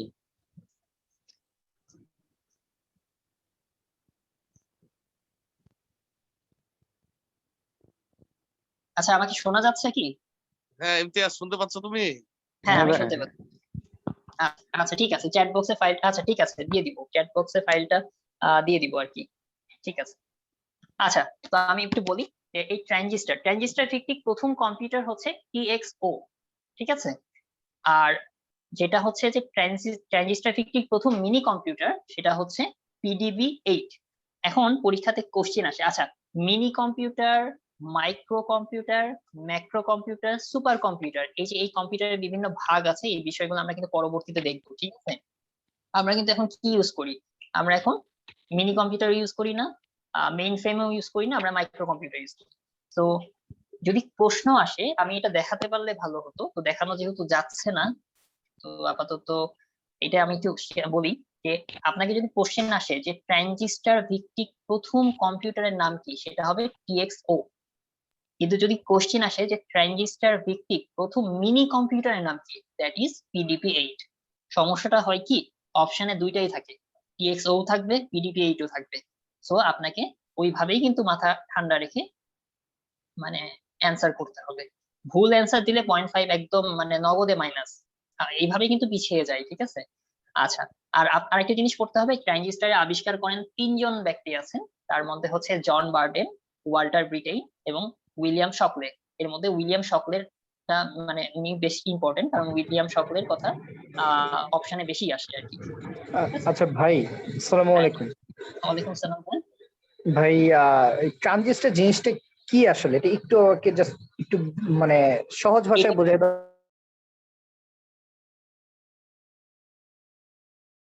একটা অধ্যায় আছে, আমরা আধুনিক পদার্থবিজ্ঞানে পড়বো আর কি। হ্যাঁ, তো ট্রানজিস্টর নিয়ে আসলে মানে অল্প কথায় আমি যদি ছবিগুলো দেখাইতে পারতাম আমার জন্য একটু ইজিয়ার হতো আর কি আপনাদেরকে বোঝানো। এখন একেবারে তো মুখে বলছি, তো আপনাদেরকে আমি আজকে খালি আপনাদেরকে ওই যে মানে বিবর্তনটা দেখাই যাই, হ্যাঁ, ইভলিউশনটা দেখাই যাই, কিভাবে কম্পিউটার গুলা মানে এই পজিশনে আসলো। এরপরে ট্রানজিস্টর নিয়ে বিস্তারিত একেবারে মানে ট্রানজিস্টরের প্রকারভেদ, এনপিএন, পিএনপি, ওই যে ছবি যে ডেটা দেখাইছিলাম ওইটার মানে বর্ণনা সবগুলো মানে ইনশাআল্লাহ যদি ভবিষ্যতে আর কি করবো আর কি। ঠিক আছে, ধন্যবাদ। আচ্ছা ঠিক। আচ্ছা, ট্রানজিস্টর আমি বলছিলাম যে 1948 সালে ট্রানজিস্টর আবিষ্কারের ফলে ইলেকট্রনিক্স এর বৈপ্লবিক পরিবর্তন সাধিত হয়। তার ঠিক 10 বছর পরে আবিষ্কার হয় আইসি। এই আইসি আবিষ্কার হওয়ার ফলে এই যে আপনারা বর্তমানে দেখতেছেন যে কম্পিউটারের যে মানে যত আপনার মানে বিবর্তন বা যত এই যে মানে কি বলবো, এই যে ল্যাপটপের কথা বলবো বা আপনার এই যে কম্পিউটার গুলো ছোট হয়ে আসছে না, অনেক মানে হাতে করে নিয়ে ঘুরতে পাচ্ছেন। আপনার এলইডি যে মনিটর, ঠিক আছে, আগেকার সিআরটি মনিটর ছিল কত বড়, আর এখন এলইডি মনিটর কত ছোট হয়ে আসছে, কত থিন হয়ে আসছে। এই বিষয়গুলা কিন্তু আপনার হয়েছে অনলি ফর এই যে আইসি তৈরি হয়েছে, এই এত বিশাল আইসি ইয়া হওয়ার পরে। পরবর্তীতে মাইক্রোপ্রসেসরের ব্যাপার আছে, আমরা মাইক্রোপ্রসেসর পরবর্তীতে দেখব। তো এই আইসি নিয়ে কিন্তু প্রচুর কোশ্চেন আসে, এবং এই আইসি নিয়েও আমরা ইয়াতে কি বলে হচ্ছে আপনার আধুনিক পদার্থবিজ্ঞানে আইসি নিয়েও পড়ব। আচ্ছা, আমার মনে হয় স্ক্রিন দেখা যাচ্ছে, এখন মনে হয় আসছে আর কি নেট। আপনারা কি দেখতে পাচ্ছেন? জি ভাই, দেখতে পাচ্ছি। আচ্ছা আচ্ছা আচ্ছা, গ্রেট গ্রেট গ্রেট। এই ছবিটা দেখতে পাচ্ছেন, আইসির এই ছবিটা? জি ভাইয়া। হ্যাঁ আচ্ছা,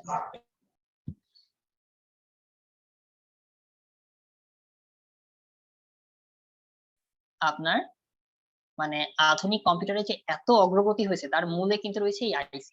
আইসি পুরো নাম কি, মানে ইলাবোরেশনটা কি, ইন্টিগ্রেটেড সার্কিট। ট্রানজিস্টর আমি এভাবে মনে রাখতাম, ট্রানজিস্টরের ঠিক 10 বছর পরে আইসি আবিষ্কার হয়। ঠিক আছে, এবং আইসি আবিষ্কার করেন 2জন ভদ্রলোক, একজন হচ্ছেন জ্যাক কেলবি আর একজন হচ্ছে রবার্ট নয়েস। এবং দুইটার নামই মনে রাখতে হবে, দুইটাই কিন্তু পরীক্ষাতে হয়, জ্যাক কেলবি আসবে পরীক্ষাতে অথবা রবার্ট নয়েস আসবে, অথবা দুইজন খুব কম আসে। হ্যাঁ, দুইটা নামই খুব কম থাকে। তো আপনাদের দুইটা নাম আলাদা করে মনে রাখবেন, পরীক্ষাতে কিন্তু আসতে পারে যে আইসির আবিষ্কারক কে, জ্যাক কেলবি অথবা রবার্ট নয়েস। ঠিক আছে, আইসি প্রকারভেদ, আইসি হচ্ছে 4 প্রকার। এই প্রকারভেদ গুলো আমরা এখন পড়বো না, আইসি নিয়ে আমি আলাদা করে একটা ক্লাসই লাগবে। SSI, MSI, LSI, VLSI. আমরা ভিএলএসআই ল্যাব করি, ভেরি লার্জ স্কেল ইন্টিগ্রেশন, এগুলো মানে এটা এত ডিটেলস এর দরকার নেই, এগুলো আমরা দেখবো পরবর্তীতে দেখবো। ঠিক আছে, আচ্ছা, এখন যেটা পরীক্ষাতে আসে, হ্যাঁ, পরীক্ষাতে মূলত যেটা আসে যে আইসি ভিত্তিক প্রথম কম্পিউটারের নাম কি। আইসি ভিত্তিক প্রথম কম্পিউটারের নাম হচ্ছে B2500, B2500 এবং B3500। ঠিক আছে, আর আরেকটা কোশ্চেন আসে, আইসি চিপ ব্যবহার করে প্রথম ডিজিটাল কম্পিউটারের নাম কি।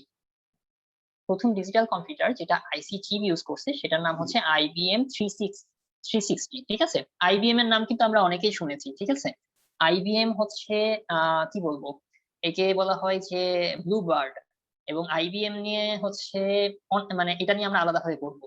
আইবিএম একটা বিশাল মানে জাইজান্টিক একটা কোম্পানি, যেটা হচ্ছে আপনার মোটামুটি কম্পিউটার ইন্ডাস্ট্রিতে একটা বড় অংশ জুড়ে আছে এটা। তো এখন আসেন আপনাকে আরেকটা বিষয়, এই যে যেহেতু ছবি দেখা যাচ্ছে আপনাদেরকে একটু বলি। দেখেন, কোশ্চিন যদি আসে যে আইসি চিপ ব্যবহার করে প্রথম ডিজিটাল কম্পিউটারের নাম কি, অ্যান্সার কিন্তু তখন আইবিএম হবে, নট B2।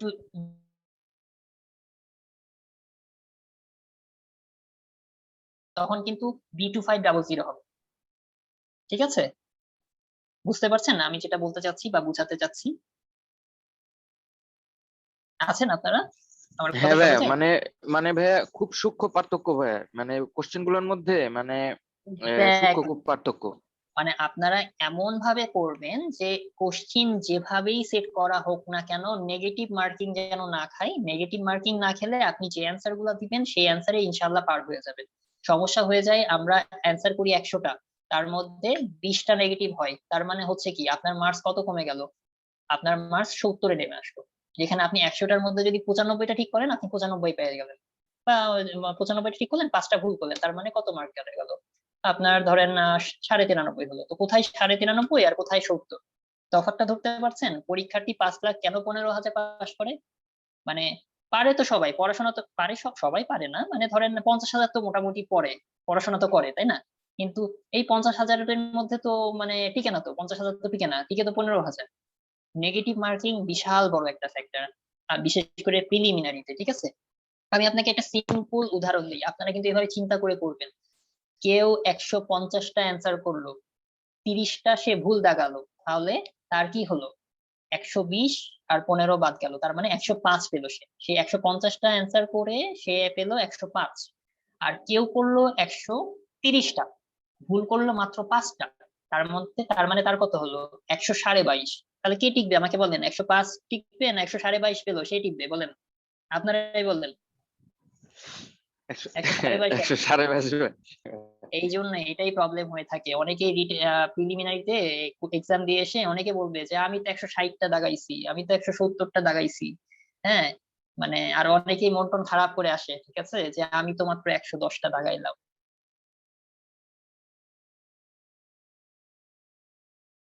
চেষ্টা করছি পড়বেন স্ট্র্যাটেজিক্যালি, পড়বেন একটু কৌশলী হয়ে। ঠিক আছে, সবাই পড়াশোনা করে, ক্যাডার হয় খুব অল্প সংখ্যক মানুষ। তো কি ক্যাডার যারা হয় তাদের মেধা বেশি, আপনার মেধা কম? তা না, তারা একটু স্ট্র্যাটেজি মেনটেন করে। ঠিক আছে, আমি ক্যাডার হইছি বা নওশাদ ভাই ক্যাডার হইছেন, সাদি ভাই ক্যাডার হইছেন, ডেফিনেটলি তাদের যার যার স্ট্র্যাটেজি ছিল, যে প্রত্যেকে কিছু না কিছু একটা ফলো করেছেন, ঠিক আছে, দিয়ে ক্যাডার হয়েছেন। এখানে আপনার ওই যে মানে বিশাল মেধাবান কিছু বা বিশাল মানে ওই রকম মেধাবী কিছু হতে হবে, মানে নাসা সায়েন্টিস্ট হইতে হবে, তা কিন্তু না। ঠিক আছে, তো আমি বারবার এত কিছু বলতে চাচ্ছি আপনাদেরকে পড়ার ধরনটা বোঝানোর জন্য। এই হলো অবস্থা।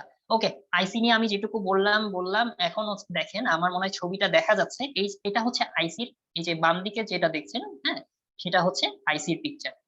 এই যে যেখানে আমি রাইট দিলাম, এটা হচ্ছে আইসি পিকচার। এখন এই আইসিটাকে আমি যদি উপরের পোর্শনটা খুলে দিই, তাহলে এই যে দেখেন, এই যে ভিতরের এই ডায়াগ্রামটা দেখতে পাবেন। আমি জানি না ডায়াগ্রামটা ক্লিয়ারলি দেখা যাচ্ছে কিনা। এই যে মেমোরি এখানে ছোট্ট করে লেখা আছে, যে আমি এখানে যেখানে রাইট দিলাম সেখানে ছোট্ট করে লেখা আছে, দেখেন এই যে এই পোর্শনে মেমোরি। তো এটা জাস্ট এমনি দেখার জন্য, মানে এটা এমন কিছু না যে পরীক্ষাতে আসে, জাস্ট দেখানোর জন্য। ওকে, এখন আসেন মাইক্রোপ্রসেসর। আইসির পরে যে জিনিসটা আসছে সেটা হচ্ছে মাইক্রোপ্রসেসর। 1971 সালে, আমি এটা মনে রাখতাম, আমাদের মুক্তিযুদ্ধ যে সালে হয়েছে, আমি তো প্রথমে মনে রাখতাম যে ট্রানজিস্টর 1948, তার ঠিক 10 বছর পরে হচ্ছে আপনার আইসি, দ্যাট মিনস 1958। এরপরে মনে রাখলাম কি মাইক্রোপ্রসেসর কখন? মাইক্রোপ্রসেসর হচ্ছে আমাদের মুক্তিযুদ্ধ সালে, এভাবে মনে রাখতাম, তার মানে 1971 সালে মাইক্রোপ্রসেসর। আচ্ছা, তো মাইক্রোপ্রসেসরের জনক হচ্ছে টেড হফ। প্রথম যে মাইক্রোপ্রসেসর তৈরি করে সেই কোম্পানির নাম কি? পরীক্ষাতে আসে কিন্তু, ইন্টেল কোম্পানি। আমরা ইন্টেলের নাম শুনেছি, Intel Pentium 4, Intel Pentium 3, Intel Pentium 2, যে ইন্টেলের নাম শুনছি না আমরা, মানে বেশ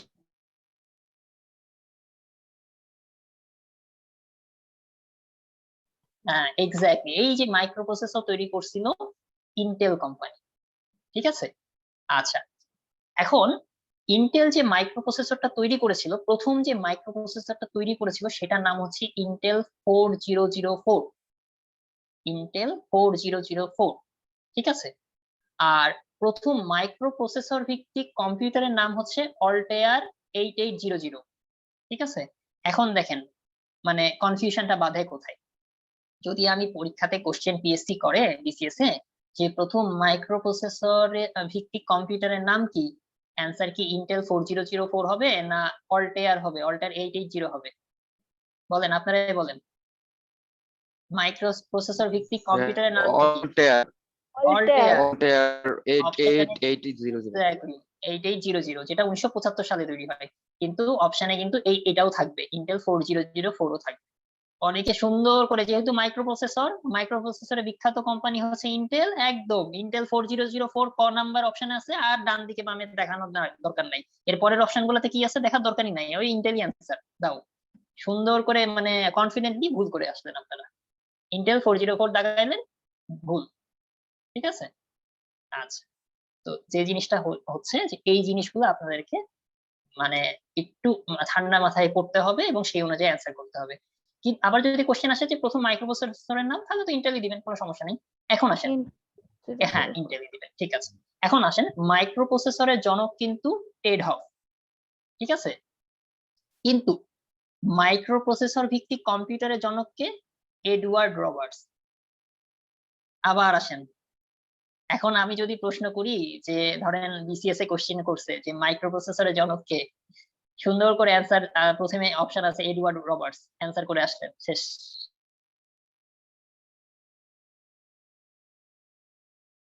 টেড হফ, কারণ মাইক্রোপ্রসেসর মানে এই যে এই ছবিটা, এই যে এই জিনিসটার জনক হচ্ছে টেড হফ, ঠিক আছে।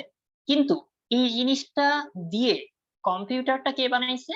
Edward Roberts. এই যে Edward Roberts microprocessor base first computer তৈরি করেছিল, এই জন্য ওনাকে মাইক্রো কম্পিউটারের জনক বলা হয়। এখন আসেন, আমরা কতগুলা জনক পড়লাম, ঠিক আছে, কতগুলা জনক পড়লাম দেখেন আপনারা। প্রথমে পড়লাম যে কম্পিউটারের ফাদার অফ কম্পিউটার কাকে বলে, পড়লাম চার্লস ব্যাবেজ। এরপরে কি বললাম, কম্পিউটারের আবিষ্কারক কে, পড়লাম হাওয়ার্ড এইকেন। এরপরে কি পড়লাম, আধুনিক কম্পিউটারের জনক কে, জন নিউম্যান। এখন আসেন মাইক্রো কম্পিউটারের জনক কে, এডওয়ার্ড রবার্টস। বুঝছেন, এই হলো আপনার বিসিএস এর পড়া, এই হলো টেকনিক মেনটেন করে এইভাবে একটু মানে দেখেন, আমি কিন্তু গড়গড় করে বলে যাইতেছি, কেন বলতেছি, আমি মুখস্থ করি নাই, আমি আসলে ওই থিওরি অ্যাপ্লাই করছি যে ও আচ্ছা ওইটা তো এটার জন্য, এটা তো এই তো এই কাজ করছে, এটা তো এই কে করছে। আর আমি যদি একেবারে গড়গড়া মুখস্থ করতাম যে মাইক্রো কম্পিউটারের জনক এই, ওই কম্পিউটারের জনক সেই সেই শেষ, এখানেই শেষ, আজকে যা পড়ছি কালকে শেষ, আর হইল না। ঠিক আছে, দেখেন আমি আমি আপনাদেরকে বারবার বলতেছি, আমি এখন এখানে যা লিখতেছি আপনি হয়তোবা বলবেন যে আপনি তো ইঞ্জিনিয়ার, আপনি তো ট্রিপল ই থেকে পাস করছেন। বিলিভ মি, আমি আমার 4 বছরে এই জিনিস করি নাই। এখানে সিএসসি আছে, ওনার কাছে আপনারা জিজ্ঞাসা করতে পারেন, আমার মনে হয় না ওনারা 4 বছরে এই জিনিস করবে। বেসিক্যালি ইঞ্জিনিয়ারিং এ এভাবে মানে ইভলিউশন পড়ানো হয় না, এখানে ওখানে অ্যাপ্লিকেশন বেস বেশি পড়ানো হয়। ওই যে আপনারা যে আইসি দেখলেন না বা ট্রানজিস্টর দেখলেন না, ওগুলো নিয়ে আমরা কাজ করছি, ওগুলো নিয়ে আমরা প্র্যাকটিক্যালি কাজ করেছি, অ্যাপ্লিকেশনে কাজ করছি। কিন্তু আমি কিন্তু জানতাম না ট্রানজিস্টর, আসলে আমি যখন নিয়ে কত কাজ করেছি, হ্যাঁ ট্রানজিস্টর পুরাইছি আমি ল্যাবে, অনেক কিছু করছি, আমরা সবাই এগুলো করি, কিন্তু ট্রানজিস্টর কে আবিষ্কার করে, কত সালে, কি, এগুলো আমি জানতাম না, এগুলো আমি বিসিএস করতে এসে জানতাম। 1948 সালে আপনার রবার্ট নয়েস তো আইসি করছে, হ্যাঁ উইলিয়াম শকলে হচ্ছে ট্রানজিস্টর আবিষ্কার করছে, এগুলো আমি এই যে বিসিএস এর জন্য পড়তে এসে পড়েছি।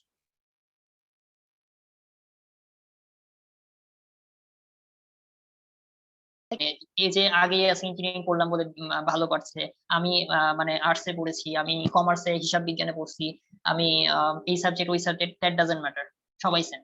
আপনি যদি টেকনিক্যালি পড়েন আপনি ক্যাডার হবেন, আর যদি টেকনিক্যালি না পড়েন, মুখস্থ করেন, কিছু হতে পারবেন না।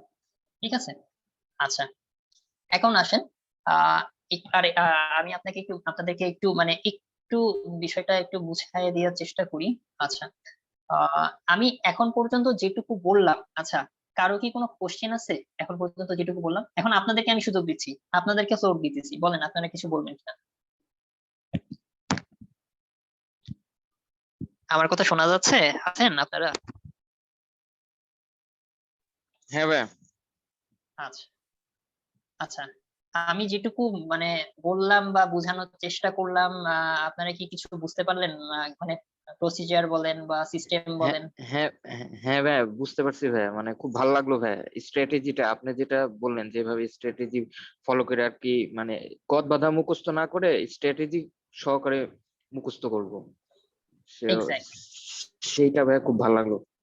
মানে ভাই আপনার আপনি যেভাবে আর কি পড়তেন সেটা আসলেই মানে প্রশংসার দাবিদার আর কি, মানে ভালো।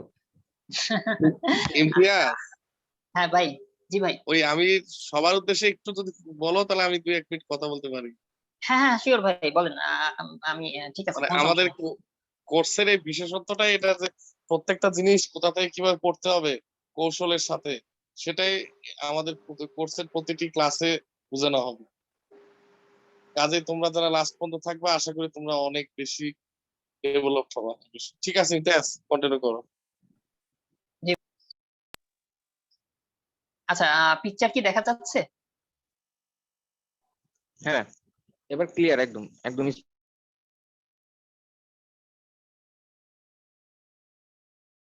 পিকচার এখন আপনাদের জন্য ইজি হবে। এই যে ENIAC এর নাম, এই যে ইউনিভ্যাক, তারপরে হচ্ছে যে আপনার এই যে ABC যে কম্পিউটার, ঠিক আছে? হ্যাঁ, এই যে দেখেন কত হিবিজিবি যতগুলো, এটা কিন্তু একটা কম্পিউটারের এত সবকিছু। এখানে আবার চিন্তা করেন না যে অনেকগুলো কম্পিউটার আছে, তা না, কিন্তু একটারই এতগুলা কানেকশন, কেবল কানেকশন, ঠিক আছে? এই যে মানে পর্যায়ক্রমে আস্তে আস্তে আস্তে আস্তে আস্তে এটা হচ্ছে আমি দেখাইছিলাম হচ্ছে আপনার ওই যে হার্ড ডিস্ক, মানে ওদের মেমোরি আর কি, সেই সময়ের মেমোরি কত বিশাল। একটাই কিন্তু, এখানে আবার মনে করেন না যে অনেকগুলো মেমোরি আছে। একটা কম্পিউটারের মেমোরি এই অবস্থা। আর কতখানি হতে পারে? খুব বেশি হলে কত, ধরেন যে 5 কিলোবাইট হইতে পারে। মানে 5 কিলোবাইট মানে বুঝছেন, 1024 বাইটে 1 কিলোবাইট, 1024 কিলোবাইটে 1 মেগাবাইট, এবং 1024 মেগাবাইটে 1 গিগাবাইট। তার মানে বুঝেন কত অল্প আর কি, কত ছোট্ট মেমোরি, কত বিশাল জায়গা দখল করেছে। এই যে এত বিশাল জায়গা দখল করেছিল ওই সময়, এই যে বিবর্তন, যেটা ছোট হতে হতে হতে এই পজিশনে নিয়ে আসার জন্য এই আপনার ইনাদের হচ্ছে আপনার মানে সমস্ত মানে কি বলবো, প্রশংসা বলেন বা কৃতিত্ব বলেন ইনাদের। চার্লস ব্যাবেজ থেকে শুরু করে মার্ক ওয়ান, তারপরে হচ্ছে ENIAC 1 তৈরি করা হলো, এরপরে ইউনিভ্যাক 1 তৈরি করা হলো, এরপরে যেটা বাইনারি গণিত ভিত্তিক প্রথম কম্পিউটার ABC তৈরি করা হলো, এরপরে স্টোর প্রোগ্রাম করলেন জন নিউম্যান, এই জন্য ওনাকে আধুনিক কম্পিউটারের জনক বলা হচ্ছে। এই প্রসিজার গুলো করতে করতে করতে করতে এই যে ট্রানজিস্টারে চলে আসে। যখনই ট্রানজিস্টারে চলে আসা তখনই কিন্তু আপনার পুরা ইলেকট্রনিক্স এর আমূল চেঞ্জ হয়ে গেল, ঠিক আছে? এই যে দেখেন তিনটা দেখতে পাচ্ছেন, ওই যে মানে তিনটা, আমি যেখানে রাইট দিয়েছি একটু খেয়াল করে দেখেন, ওই যে ট্রানজিস্টারের তিনটা কি বলবো, পা বলবো না কি বলবো, আচ্ছা তিনটা পাই বলি আর কি, দেখতে পাচ্ছেন? এই তিনটা পায়ের উপর ভিত্তি করে ট্রানজিস্টারকে কিন্তু দুই ভাগে ভাগ করা হয়, একটা হচ্ছে NPN আর একটা হচ্ছে PNP, ঠিক আছে? অর্থাৎ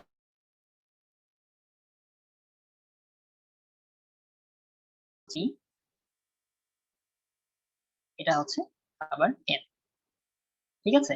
আবার বিপরীত ভাবে যদি অন্য ক্যাটাগরি ট্রানজিস্টর বলি, এটা হবে P, এটা হবে N, এটা হবে PNP।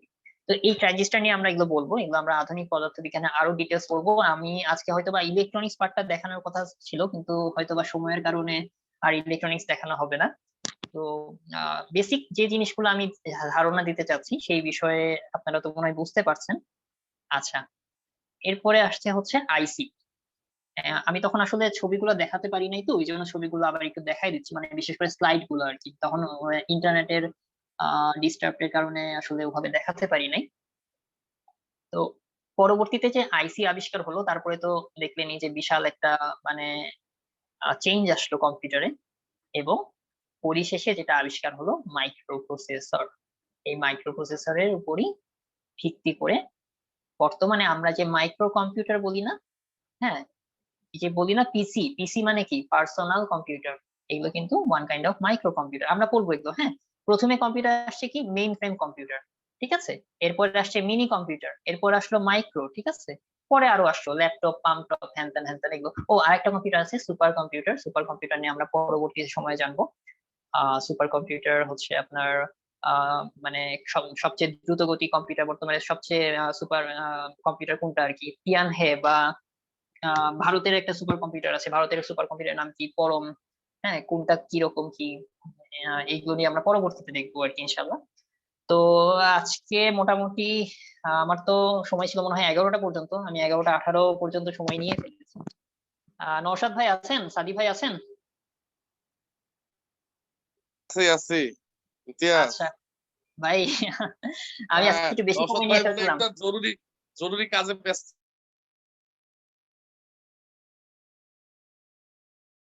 আমি একটু ব্রিফিং দিই আর কি ওদের। হ্যাঁ হ্যাঁ হ্যাঁ, শিওর ভাই, তুমি তাহলে স্ক্রিন ফ্লোর শেয়ার আপনার কাছে। করে ফেলো। স্ক্রিন শেয়ার কি প্রয়োজন আছে আর? ইমতিয়াজ, তোমার যদি পড়ানো শেষ হয় তাহলে স্ক্রিন শেয়ারটা অফ করো আর কি। ওকে ভাই, অফ করে দিছি ভাই। ঠিক আছে, তাহলে আমি তাহলে সবার উদ্দেশ্যে কিছু কথা বলি নাকি ইমতিয়াজ? সেটা হচ্ছে যে বলেন। আমি গ্রুপে অল্প কিছুদিনের মধ্যে বেশ কিছু মাস্টার ফাইল দিব, লিবারেশন ওয়ার, সংবিধান, এই ফাইলগুলো তোমাদের সবার খুব কাজে লাগবে। পাশাপাশি সংবিধানের একটা ক্লাস আমি দ্রুত নেওয়ার চেষ্টা করতেছি, সংবিধানের ক্লাসটা আমি খুব দ্রুত নিয়ে নিব। তো আজকের ক্লাসটা কেমন লাগলো সবাই একটু রিভিউ দাও, আজকের ক্লাসটা কেমন লাগলো তোমার? হ্যাঁ হ্যালো ভাইয়া, হ্যাঁ খুব ভালো লাগছে ভাইয়া, আলহামদুলিল্লাহ। হ্যাঁ, আর হ্যাঁ জি ভাই, আলহামদুলিল্লাহ। ট্রিপলির আছে কয়জন? ট্রিপলি ব্যাকগ্রাউন্ডে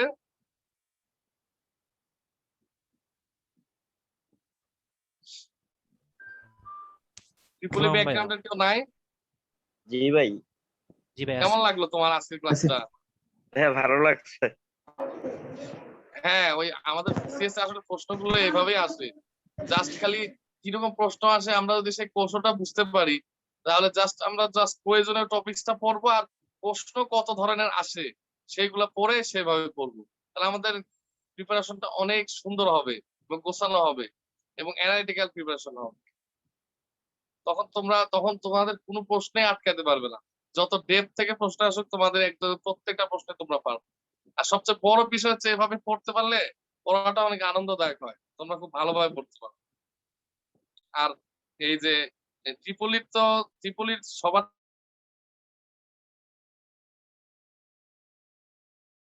এই যে গভর্নমেন্ট জব সিকার্স গ্রুপের যারা স্টুডেন্ট আছে আমাদের অস্ট্রের ত্রিপলি রিলেটেড ক্লাস কিছু দিবে, দেখা যাবে কিছু গাইডলাইন দিবে, 200 মার্কসের যে একটা গাইডলাইন আছে সেটাও দিবে। কি বলো ইমতিয়াজ? জি ভাই, আমি একদম ফ্রি ক্লাস নিব এবং আপনাদের যারা ট্রিপলি ব্যাকগ্রাউন্ডের আছেন, হ্যাঁ আসলে হয় কি আমরা ভার্সিটিতে 4 বছরে তো অনেক কিছুই পড়ি, তো অনেক কিছু মনেও রাখতে পারি না, আসলে কোনটা থেকে কি আসে সেটাও বুঝি না। 4 বছরের হিউজ সিলেবাস, এখন আমরা যদি ওইটাকেই সামারাইজ করে পড়তে চাই 200 মার্কের জন্য হোক বা যে কোনো, তো সেক্ষেত্রে পড়াটা একটু ভিন্ন হবে, হ্যাঁ স্ট্র্যাটেজিটাও একটু ভিন্ন হবে এবং পড়ার ধরনটাও হবে ভিন্ন, কারণ ট্রিপলি জিনিসটা কি ইলেকট্রিক্যাল এন্ড ইলেকট্রনিক্স এন্ড ওখানে কিন্তু কমিউনিকেশনের ব্যাপার আছে, ঠিক আছে? তো কোন পার্ট থেকে কি পড়তে হবে সব পড়া লাগে না, 4 বছরে সব পড়া যদি আপনারা পড়তে যান তাহলে কি সম্ভব? এটা সম্ভব না।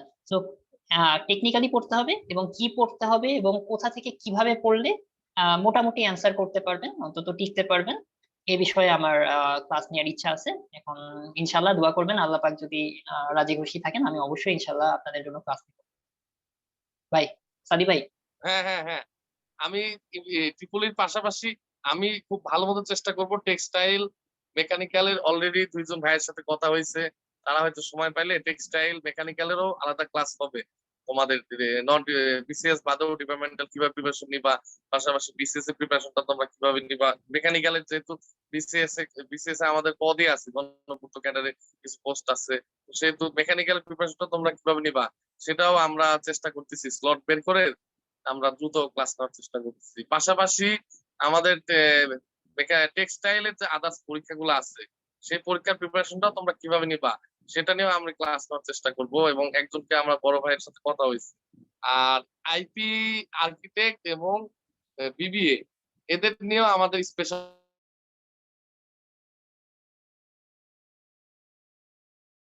এগুলো নিয়েও আমরা আলোচনা করবো। আমরা কোনো সেগমেন্ট বাদ দিব না, প্রত্যেকটা সেগমেন্টই থাকবে, পাশাপাশি বিসিএসটার গুরুত্ব একটু বেশি দিব আমরা, কিন্তু বিসিএসটা আমাদের পেইড কোর্স চলতেছে, পাশাপাশি ফ্রি ক্লাস চলবে মাঝে মধ্যে, কাজে বিসিএসটা আমরা বেশি গুরুত্ব দিব। তারপরে অন্য কেউ কারোই কোনো হতাশার কিছু নাই, বিবিএ থেকেও আমাদের 1-2 জন মেসেজ ইনবক্স করছে, পাশাপাশি টেক্সটাইল মেকানিক্যাল ক্লাসটা হয়তো আমরা নেক্সট উইকে একদিন নিতে পারি, হয়তো বিসিএস এর ক্লাস চলবে প্যারালালি, ওই ক্লাসটা আমরা নিয়ে নিব অন্য টাইম। তো তোমাদের যে কোনো প্রশ্ন যদি থাকে আমাদের পেমেন্ট সম্বন্ধে, কোর্স সম্বন্ধে এবং আজকের ক্লাস সম্বন্ধে যে কোনো প্রশ্ন থাকলে তোমরা করতে পারো। আমি একটু মতামত দিতে চাই। সরি, আমি দীর্ঘ সময় অ্যাবসেন্ট ছিলাম, আমার একটা থেকে আগামীকাল আমাদের প্রতিমন্ত্রী মহোদয় আসতেছে আমাদের জেলায়, যার কারণে আমি দীর্ঘ সময় কথা বলতে পারি নাই। আমি ক্লাসটা দেখলাম, পুরোটাই দেখলাম, রেসপন্ড করতে পারি নাই, বাট আমি ক্লাসগুলো দেখলাম, প্রেজেন্টেশন গুলো দেখলাম, এভাবে ট্রানজিস্টরের, তারপর অনেক আগের আমলের সুপার কম্পিউটার এবং প্রাইমারি লেভেলের কম্পিউটারের যে ছবি দিয়ে যে গ্রাফিক্যাল রিপ্রেজেন্টেশনটা হয়েছে, এটা অ্যাকচুয়ালি কোচিং সেন্টারে পসিবল না। আমার জানা নাই, আমার এখানে প্রেজেন্টেশন পার্টিসিপেন্ট আছেন এখন প্রায় 34 জনের মতো আছেন। আপনারা যারা বিভিন্ন জায়গায় কোচিং টোচিং আছেন, আপনারা কি কেউ এক্সপিরিয়েন্স শেয়ার করতে পারেন যে এমন কোনো কোচিং আছে কিনা যারা প্রজেক্টর দিয়ে ক্লাস নেয় এবং এরকম টেকনিক্যাল পার্সন দিয়ে ইলেকট্রিক্যাল ইঞ্জিনিয়ার দিয়ে ইলেকট্রনিক্স এর বিষয়গুলো ব্যাখ্যা করে, এরকম কি আছে আপনাদের জানার মধ্যে কেউ আছে?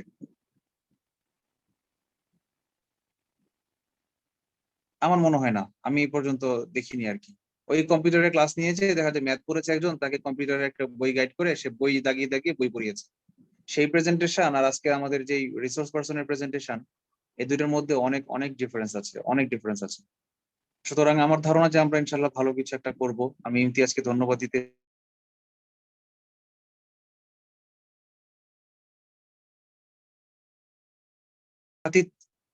রেসপন্স আমরা ইমতিয়াজের কাছ থেকে পেয়েছি। আর আমরা এখন আমার মতামত আমি প্রকাশ করলাম। আমরা এর পরবর্তী অংশে চলে যাই, কোনো প্রশ্নোত্তর পর্ব বা পরবর্তী যে আলোচনা আমরা আমাদের আমরা আমরা আজকের ক্লাস পেমেন্ট সম্বন্ধে এবং কোর্স সম্বন্ধে যদি কারো কোনো প্রশ্ন থাকে আমরা নিয়ে নিই ভাই, কি বলেন? আপনার মতামত কি? Sure sure sure. জি, তাহলে আমরা প্রশ্ন উত্তরে যাই। জি, একটা প্রশ্ন আমি পেয়েছি, আর্টস থেকে কি সায়েন্স রিলেটেড ক্যাডার হওয়া যায় কিনা? তো সায়েন্স রিলেটেড ক্যাডার হওয়া যায় না। টেকনিক্যাল ক্যাডারের জন্য, যেমন শিক্ষা ক্যাডারের যে সায়েন্সের সাবজেক্ট গুলো আছে, ফিজিক্সের, ম্যাথের, এগুলোর টিচার হতে গেলে আমাকে অনার্স করতে হবে ওই ফিজিক্সে বা ম্যাথে, ওই স্পেসিফিক সাবজেক্টে। আর যেমন ইঞ্জিনিয়ার, পিডব্লিউডি ইঞ্জিনিয়ার বলেন বা ডাক্তার বলেন, কৃষিবিদ বলেন, এগুলা যারা যে যে সাবজেক্টে অনার্স করেছে, পড়াশোনা করেছে, শুধুমাত্র তারাই পারবে, অন্য ডিসিপ্লিন থেকে পারবে না। একজন ইঞ্জিনিয়ার চাইলে আর্টস এর সোশিওলজির লেকচারার হয়ে যেতে পারবে না। ধন্যবাদ। অন্য কোনো কোশ্চেন আছে?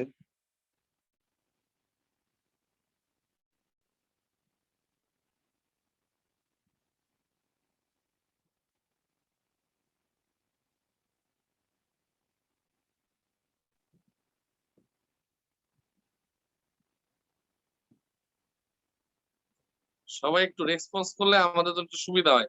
কারো কোনো প্রশ্ন অথবা রিভিউ, তোমাদের মতামত, তাহলে একটু আমাদের জন্য ক্লাস নিতেও সুবিধা হয়, পরবর্তী ক্লাসগুলো আমরা গুছাই নিতে পারি।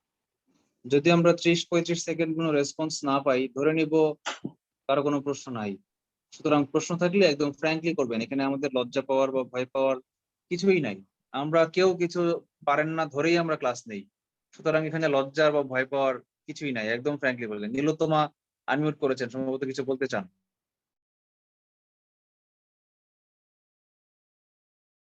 মানে আমরা কি এখন তাহলে নোট করে করে পড়বো? কনফিউশন হতে পারে এই ধরনের সবকিছু একসাথে নোট করে করে পড়বো, নাকি ভাইয়া যেরকম স্লাইড দিবে ওগুলাই পড়লে হবে, শুধু আর বাড়তি কিছু পড়ার দরকার নেই?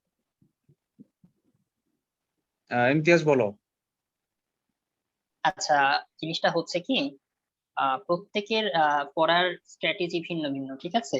এখন আমি আপনাদেরকে যে জিনিসটা বারবার বোঝাতে চাচ্ছি সেটা হচ্ছে যে নোট থেকে আপনাদেরকে নোট করে পড়তে হবে, দ্যাট নট নেসেসারি, ঠিক আছে? কোনো প্রয়োজন নাই, আপনি যদি নোট করে না করতে চান দরকার নাই, কিন্তু আপনারা পড়বেন কিভাবে?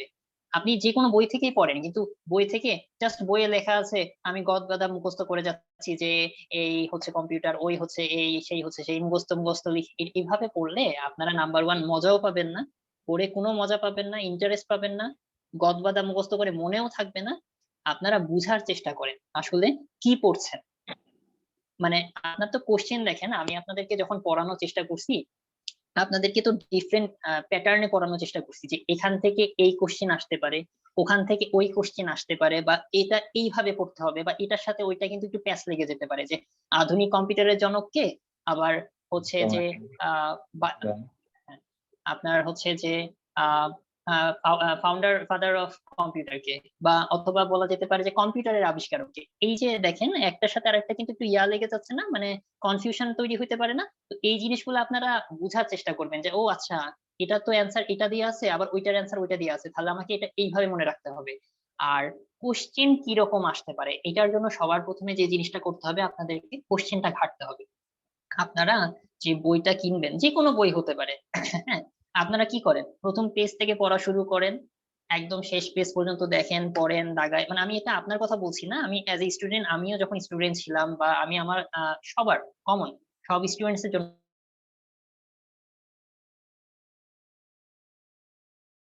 দাগায় টাগায় একাকার মুখস্থ করলাম পরে 2 দিন পরে ভুলে গিয়েছি। আসলে কি হয়, জিনিসটা হয় কি যে সবার আগে যেটা দেখবেন যে সিলেবাসটা একটু কাইন্ডলি দেখবেন আপনারা, হ্যাঁ, যে সিলেবাসে কি আছে। আর সিলেবাসে দেখার পরে আপনি আগের বছরের কোশ্চিনটা একটু উল্টাবেন। ও আচ্ছা, এখান থেকে তো এই মানে এই চ্যাপ্টার থেকে বিসিএস এ এই কোশ্চিন আসছে, তখন আপনি বুঝে যাবেন ও আচ্ছা এই কোশ্চিন আসছে, তার মানে এই ধরনের প্রশ্ন বিসিএস এ আসে। এই জিনিসগুলো যখন বুঝবেন তখন আপনাদের যখন পড়া আপনারা যখন ওই টপিকটা পড়বেন তখন আপনি নিজেই কিন্তু একটু বুঝতে পারবেন, একটু চিন্তা ভাবনা করে পড়বেন। মানে আমি আপনাকে সবসময় আপনাদেরকে বোঝানোর চেষ্টা করছি যে মানে নোট করতে হবে এমন দরকার নেই। যদি আপনি নোট না করেন কোনো সমস্যা নাই, আপনি যদি স্লাইডে যে সব থাকবে তাও না, স্লাইডের বাইরেও বই পড়তে হবে, কিন্তু যাই পড়বেন একটু বুঝে শুনে চিন্তা ভাবনা করে একটু মানে এটার সাথে ওটা মিলাবেন। আচ্ছা, 1971 সালে তো মুক্তিযুদ্ধ হয়েছিল তাই না? 1971 সালে কি জানি হয়েছে আইসিটির? ও আচ্ছা, মাইক্রো প্রসেসরের আবিষ্কার হয়েছে 1971 সালে, এবং 1975 সালে মাইক্রো প্রসেসর ভিত্তিক প্রথম কম্পিউটার হয়েছে। এই যে দেখেন, আমি কিন্তু মুখস্থ বলতেছি না আপনাদেরকে, মানে আমার ইম্পসিবল, মুখস্থ করলে আমি জীবনে মনে রাখতে পারতাম না এত বছর পরে। আমি কিন্তু সেই কবে পড়ছি আল্লাহ জানে, 2018 সালে পিলি দিছিলাম 38-এ। তো এখন 21 সাল, 3 বছর পরে বলতেছি। তো কিন্তু আমি ওই যে ওইভাবে মনে রাখছি। হ্যাঁ, আমাদের মুক্তিযুদ্ধের সময় আইসিটি তে এটা হয়েছে এটা, হ্যাঁ, এই জন্য বারবার বলতেছি যে। আর এই যে দেখেন, মাইক্রোপ্রসেসর আবিষ্কার কে করছে? টেড হফ করছে, কিন্তু মাইক্রোপ্রসেসর কম্পিউটারের কে? এডওয়ার্ডস, ঠিক আছে? তো এই যে পার্থক্য করে করে পড়া, এটার উপর আমি বারবার জোর দিতেছি, এই বেসিকটার উপর জোর দিতেছি। যে কোনো সাবজেক্ট, নট নেসেসারি আইসিটি, আপনি ইন্টারন্যাশনাল পড়েন, বাংলাদেশ পড়েন, সংবিধান পড়েন, যে কোনো কিছু পড়েন, প্রতিটাই কি করবেন? টেকনিক্যালি মনে রাখার চেষ্টা করবেন, ওভাবে মুখস্থ করে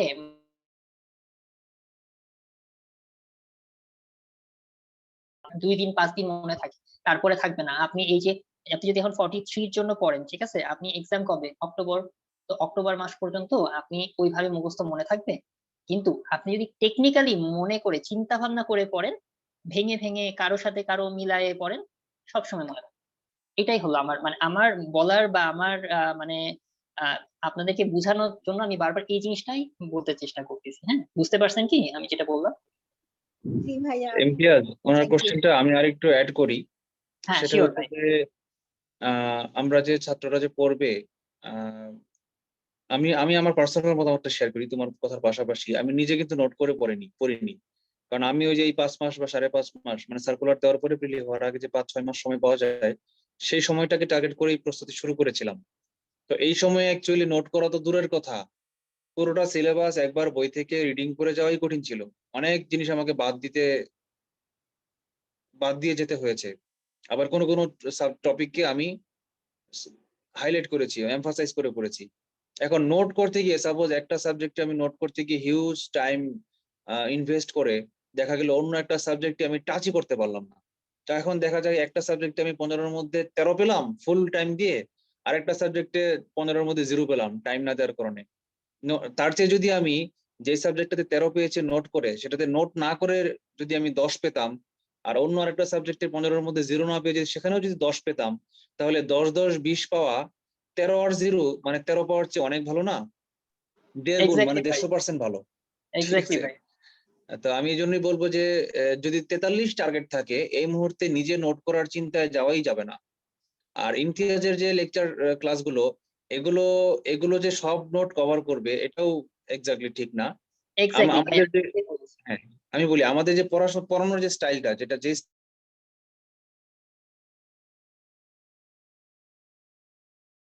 কিনতেই হবে, অ্যাসুরেন্সের ডাইজেস্টটা সবাইকে কিনতেই হবে। পাশাপাশি দেখা যায় ছাত্ররা 2টা 3টা 4টা করে বই কিনতে চায়, প্রচুর বই কিনতে চায়। আমরাও এত বই কিনতে না করি, আমরা বলি যে কোনো একটা লাইনের জন্য দীর্ঘদিন ধরে সাস্টেইনেবল যে বইটা, সবাই মোটামুটি জানে কোয়ালিটি ভালো, সেই বইটা আমরা একটা কিনে ফেলবো। যেমন সায়েন্সের জন্য আমি বলেছি যে জর্জের MP3 দৈনন্দিন বিজ্ঞান যে বইটা আছে, এটা আমরা বুক রেফারেন্স হিসেবে প্রাথমিকভাবে নির্বাচন করেছি। আচ্ছা, এখন আমি পাবলিশ করিনি, আমরা আরেকটু অ্যানালাইসিস করছি। আবার ইংলিশের জন্য যে কম্পিটিটিভ এক্সাম বইটা ফাইনাল করেছি। আর ইমতিয়াজ, আমার মনে হয় আমরা কি ফাইনাল করেছি সায়েন্সের জন্য বা আইসিটির জন্য কোনটা পড়বো? না ভাই, আমি ফাইনাল করিনি। সে ব্যাপারে আমাদেরকে আরেকটু আমরা স্টাডি করছি অলরেডি, আমরা 25 তারিখের মধ্যে ইনশাল্লাহ জানিয়ে দিব। তো সেই একটা বই যে থাকবে বাজারে সবচেয়ে ভালো যে বইটা, গুণে মানে ভালো, মানে পাবলিসিটিতে ভালো বা গ্রাফিক্সে ভালো ওই বই না, অ্যাকচুয়ালি ভিতরের টপিকে ভালো এবং ওরিয়েন্টেশন অফ ডাটা, এই প্রেজেন্টেশনে ভালো, এরকম একটা বই আমরা সিলেক্ট করে আপনাদেরকে বুক রেফারেন্স হিসেবে দিব। সেই বইটা আপনারা ধরেন যে চ্যাপ্টারটা আজকে নিল ইভলিউশন অফ কম্পিউটার, সেই বইয়ে দেখবেন অনেক অনেক ডাটা আছে, অনেক বেশি বাড়তি কথা আছে। আমাদের পড়ানোর স্ট্র্যাটেজি হচ্ছে এটা যে আমরা যে স্লাইডটা দিয়েছি আপনাদেরকে, সেই স্লাইডটা থাকবে আপনাদের কাছে, এর বাইরে যেটুকু পড়তে হবে সেটা যেদিন যে ক্লাস দিবে, যেমন ইমতিয়াজ তখন আপনার এই চ্যাপ্টারটা থেকে দাগিয়ে দিবে যে আপনারা এত পৃষ্ঠায় যান, 544 পৃষ্ঠায় যান, এখানে ওই এত নম্বর টপিকটা হাইলাইট করেন, এত নম্বর টপিকটা কেটে দেন, এই লাইনটা দাগিয়ে দেন, ইম্পর্টেন্ট। এমন হতে পারে যে সে আজকে 10 পৃষ্ঠা পড়িয়েছে, 10 পৃষ্ঠা সে নিজে তার বই থেকে পেন্সিলে বা কালার পেন দিয়ে দাগিয়ে সেটা আপনাকে আমাদের যে সিক্রেট গ্রুপ থাকবে, মেসেঞ্জার গ্রুপ বা ফেসবুক গ্রুপ, সেখানে আপলোড করে দিল। আপনারা সেই ছবিগুলো দেখে নিজেরা দাগিয়ে পড়াটা রেডি করে রাখলেন। আগামীকালকে ক্লাসের আগে যে সময়টা আছে, আমি হয়তো ব্যস্ত ছিলাম, জবে ছিলাম বা বেড়াতে গিয়েছিলাম বা কোনো প্রবলেম হয়েছে, আমি পড়তে পারিনি, কিন্তু আমার বইয়ে যে দাগানো হয়ে আছে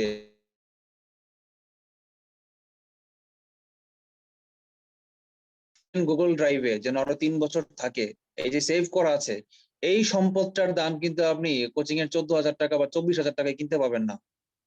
আপনি যখন আজ থেকে 2 বছর পরে প্রিপারেশন নিতে যাবেন, দেখবেন আপনার এই দাগানো এবং এই যে পিডিএফ বা এই পাওয়ার পয়েন্ট স্লাইড, এটা আপনাকে অনেক অনেক উপকার করবে। আমি আবারও বলি, আমাদের পড়তে বেশি সময় লাগে না, সময় লাগে হচ্ছে খুঁজতে এবং পড়া দাগাতে।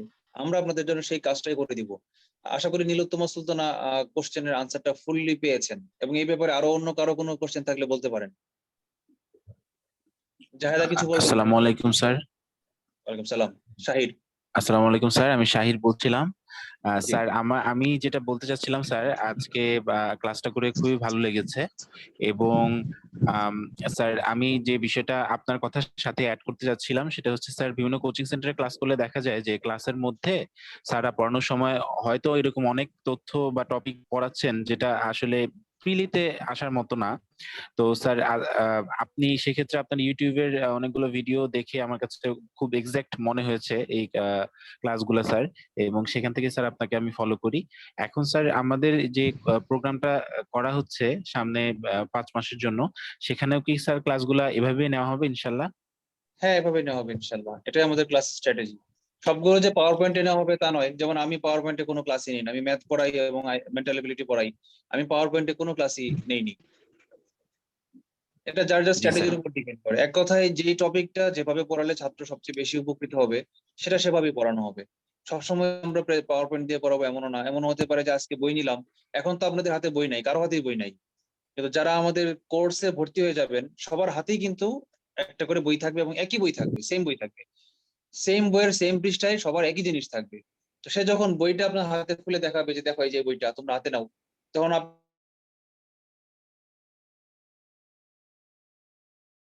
প্রেজেন্টেশন জরুরি ছিল কারণ কারো হাতে বই নাই। কিন্তু যখন আমরা কোর্সে ঢুকবো তখন পাওয়ার পয়েন্ট প্রেজেন্টেশনের গুরুত্বটা কমে আসবে। কিন্তু পাওয়ার পয়েন্ট প্রেজেন্টেশন শুধু সেজন্য দেওয়া হবে যখন দেখা যাবে যে এই বইয়ের, আমার যে বই রেফারেন্স বই, সেই বইয়ের কোনো একটা টপিক দেখা যাচ্ছে ওনারা কোয়ালিটিটা খুব খারাপ, তারা ভালোভাবে লেখেননি। সেটার জন্য আমরা যেটা করব, গুগল থেকে বা অন্য বই থেকে বা বোর্ড বই থেকে বা নিজেদের এক্সপার্টাইজ, নিজেদের ইনোভেশন পাওয়ার থেকে আমরা হয়তো কোনো প্যারা বা কোনো টপিক অ্যাড করে আপনাদেরকে সেটা পাওয়ার পয়েন্টে দিব বা সেটা পিডিএফ আকারে দিব। কিন্তু সবসময় যে পাওয়ার পয়েন্টকে আমরা লাগবে বা পাওয়ার পয়েন্ট দিয়ে ক্লাস দেবো, নট দ্যাট, বাট ক্লাসের কোয়ালিটি এইরকম থাকবে বা এর চেয়ে বেটার হবে। আর একটা ঘোষণা দিতে চাই, ইমতিয়াজের হচ্ছে আজকে এটা ফার্স্ট ক্লাস ছিল, আমি ইমতিয়াজকে অভিনন্দন জানাতে চাই। আমার মনে হয় তোমার এই ক্লাসটা স্মরণীয় হয়ে থাকবে, যে তুমি জীবনের প্রথম ক্লাসেই কি বলে ডেবু ম্যাচেই তুমি সেঞ্চুরি করেছো আর কি। তোমার ক্লাসটা খুবই ভালো হ্যাঁ হয়েছে। ভাই, ক্লাসটা খুবই ভালো হয়েছে আসলে, আমি শুধু আনন্দদায়ক হয়েছে। আমি বলি ইমতিয়াজকে বলি, তুমি এটা ভেবো না যে তুমি আমাদের ফ্যাকাল্টি মেম্বার বলে আমি তোমাকে পাম দিচ্ছি, নট দ্যাট, ক্লাসটা সত্যিকার অর্থেই ভালো হয়েছে। না স্যার, আপনি পাম দেন নাই স্যার, ঠিক আছে স্যার। কি রায়হান কি বলো? স্যার অনেক ভালো হয়েছে, আমি তো বললামই ভাইয়া, খুব ভালো লাগছে আমার। মানে ভাইয়া খুব স্ট্র্যাটেজি সহকারে ভাইয়া পড়াইছে, এবং ভাইয়া খুব সূক্ষ্ম মানে পার্থক্য গুলা তুলে ধরছে, যে মানে একটু কিছুর জন্য ওই যে ছুরি নিয়ে বসে আছে আর কি, সো ওরা হ্যাঁ বসে হ্যাঁ মানে হ্যাঁ গলায় ছুরি নিয়ে আমাদের জন্য বসে আছে। তো তো ওই পয়েন্ট গুলা ভাইয়া ধরাই দিছে। এক্স্যাক্টলি। ইনশাল্লাহ ওর তো ফার্স্ট ক্লাস ছিল এবং ওকে আমি বিকালে বলেছি ফোন দিয়ে যে ডিসিশন হয়নি। আপনার দেখেন ঘোষণাটা কখন এসেছে, আজ রাতে যে ইমতিয়াজ ক্লাস নেবে এই ঘোষণাটা এসেছে বিকালে, কারণ আমি সারাদিন খুব বিজি ছিলাম, আমি নক করতে পারিনি। যখন আমি নক দিয়েছি তারপরে বলে ভাই আমি তো এখনো আমাদের কলেজের ক্লাস শুরু হয়নি, আমি তো প্রিপেয়ার্ড না।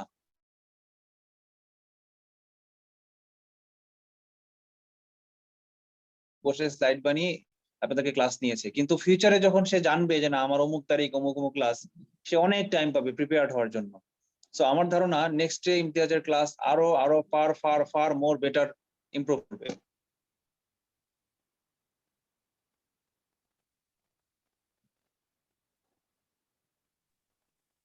ভাই আমার ইনশাল্লাহ কাছে ভাই। নওশাদ ভাই ভাই একটা প্রশ্ন আমার কাছে আসছিল, সেটা হচ্ছে যে বলেন। এই অনলাইন ক্লাসগুলো টাইম শিডিউল করে সাধারণত কখন থাকবে, মাগরিবের পরে বা রাতে হলে ভালো হয়? আমরা তো একটা ক্লাস টাইম শিডিউল জানাই দেবো, হয়তো 8টা বা 10টা এরকম একটা নির্দিষ্ট টাইমে হবে, 10টা রাখবো হয়তো না, এত মোস্ট পরে না, প্রবাবলি আমরা 8টাই রাখবো। 8টার দিকে, 8টায় রাখবো। হ্যাঁ 8টায় রাখবো, 10টা হলে বেশি রাত হয়ে যাবে। এটা আসলে হচ্ছে বেশি একটা রাত। কারণ, একটা কথা। সেকেন্ডলি হচ্ছে অনেকে নামাজ পড়ে ভোরে ওঠে, তারা 11টার মধ্যে শুয়ে পড়ে, কারণ তাদের কথাটা আমাদের মাথায় রাখতে হবে। আবার আরেকটা ব্যাপার হচ্ছে যে আহ আমাকে তো নিজে স্টাডি করতে হবে, তাই না? এখন আমি যদি 10টা থেকে 12টা পর্যন্ত আমাদের ক্লাসটা করি, মাথা যদি গরম হয়ে থাকে, এই 12টার পরে আর মাথা কাজ করবে না অন্য পড়ার জন্য। কিন্তু আমরা যদি 8টা থেকে 10টা পর্যন্ত ক্লাসটা করি, পরে আমরা রেস্ট নেই, ডিনার করি, নামাজ পড়ি, পরে আমরা ফ্রি টাইমে আরো 1-2 ঘন্টা ক্লাস করি 12টা-1টা পর্যন্ত, যারা সজাগ থাকি তাদের কথা বলছি। মানে এক কথায় 8টা থেকে 10টা ক্লাস নিলে সবারই উপকার হবে। যারা আর্লি স্লিপার আর্লি রাইজার তাদের জন্য সুবিধা হবে, তারা 10টা-11টার মধ্যে ঘুমিয়ে ভোরে উঠে নামাজ পড়তে পারবে। আবার যারা লেট স্লিপার তারাও উপকৃত হবে, মানে 8টার সময় তারা সন্ধ্যার পড়া শুরু করবে। এটা হচ্ছে একটা সেকেন্ড ওয়ে আর কি। তাহলে আরো প্রশ্ন নেই, যদি আরো কারো কিছু প্রশ্ন থাকে। একটা প্রশ্ন এসেছে মানে আইসিটির জন্য কোন বই বেশি উপকারী হবে। ইজি কম্পিউটার হচ্ছে বাজারে প্রচলিত, এটা ভালো। প্রফেসরস এর কোয়ালিটি, সব বইয়েরই কোয়ালিটি ভালো, সেই জন্য আমি ইজি কম্পিউটার অথবা প্রফেসরস একটা সাজেস্ট।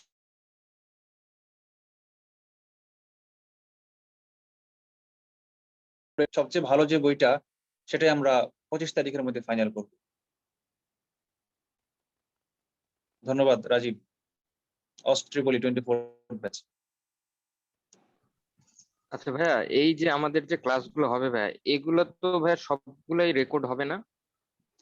রেকর্ড হবে, কিন্তু এটা সবগুলো ক্লাস হয়তো পাবলিক থাকবে না, শুধু আমাদের সিক্রেট গ্রুপে লাইভে থাকবে।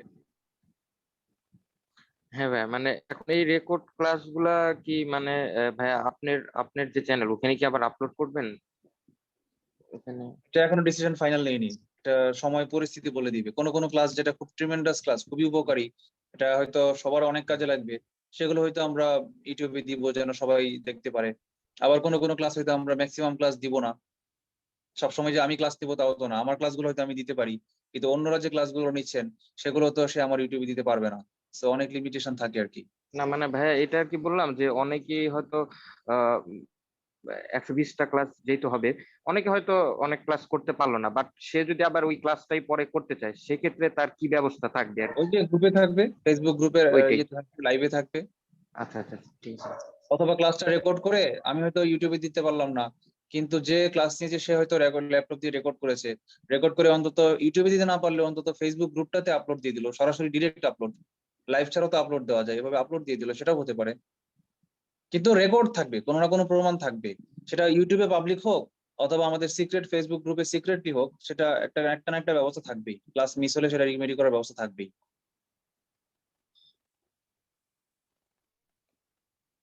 ইংলিশ লিটারেচারের জন্য কোন বই রাসেল বলেছেন? এটা ইংলিশ লিটারেচারের জন্য আমরা একটা বই লিখছি নিজেরা। আমাদের সেমন্তী আপু আজকে জয়েন করেননি, আমাদের ফ্যাকাল্টি মেম্বার যিনি আমাদের ইংলিশ ক্লাস নিবে আমাদের কোর্সে, তিনি তিনি এবং আমি এবং আরো 2 জন, আমরা 4 জন মিলে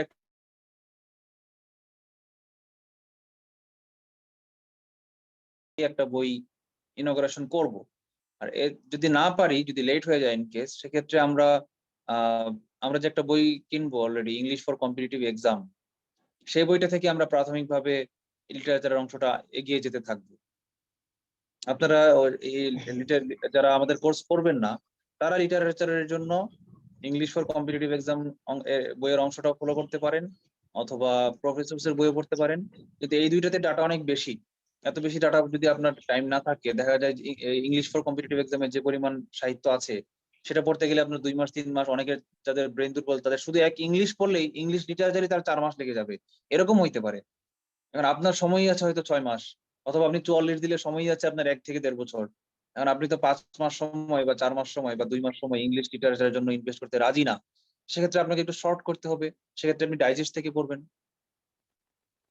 অথবা আপনি ডাইজেস্ট থেকে পড়তে চাচ্ছেন না, মেন বই থেকে পড়তে যাচ্ছেন, সেই ক্ষেত্রে আপনাকে ইন্টেলেকচুয়ালি ট্যাক্টফুলি আপনাকে বাদ দিয়ে দাগিয়ে দাগিয়ে পড়তে হবে যে এই অংশগুলো আমি পড়বো, ম্যাক্সিমাম 90% বাদ দিলাম, এভাবেই করতে হবে। ফুল মুখস্থ করে তো আর আগানো যাবে না। আশা করি আনসারটা পেয়েছেন রাসেল। আচ্ছা ভাইয়া, আমাদের তো ইংলিশের জন্য ইংলিশ ফর কম্পিটিটিভ এক্সাম এটা মানে সিলেক্ট করা হয়েছে ভাই। তো অনেকের কাছে ভাই মানে রিভিউ পাই যে মাস্টার বইটা অনেক ভালো, মানে মাস্টার বইটা কি ভাই আপনি কি দেখছেন? তো ওই বিষয়ে তাহলে একটু রিভিউ দিলে ভালো হইতো। ওকে রায়হান, তুমি আমাকে মেসেঞ্জারে নক দিও, আমি রায়হান মাস্টার বইটা দেখবো। আমিও শুনেছি বইটা নাকি অনেকে ভালো, অনেকেই পড়েছে। আমরা এডিটর প্যানেল যারা আছি, বোর্ড অফ গভর্নেন্স, তারা আমরা একদিন বসবো, দুইটা বই নিয়ে বসে আমরা অ্যানালাইসিস করে 25 তারিখের দিকে আমরা একটা বই সাজেস্ট করব। এবং আমাদের মাস্টার যারা বইটা ভালো, মাস্টার বইটা ডেফিনেটলি ভালো আর কি।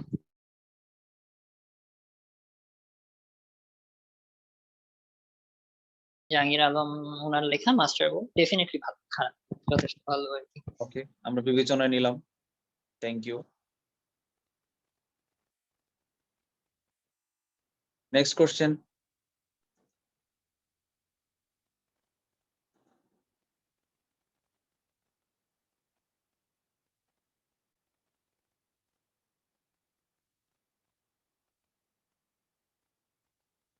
হ্যাঁ, হ্যালো ভাইয়া। জি, আমাদের জন্য যে আইসিটি বইটা আর কি মানে রিকমেন্ড করা হবে, ওইটা কি ভাই মানে রিটেনের জন্য, মানে একবারে দুইটা মিলে নাকি জাস্ট প্রিলির জন্য, মানে ওইটা কভার করবে আর কি এরকম? ওইটা পড়লে মোটামুটি রিটেনের 70% কভার হয়ে যাবে, কারণ সিলেবাস, প্রিলিমিনারি সিলেবাস এবং রিটেনের সিলেবাস মোটামুটি 70% সেম, 70 to 80% সেম।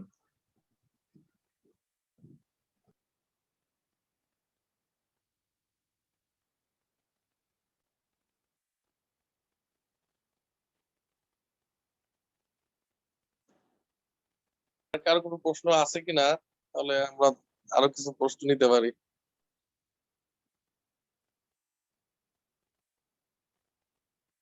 আচ্ছা, আর যদি কোশ্চেন না থাকে তাহলে আমরা এন্ড করে দিতে পারি।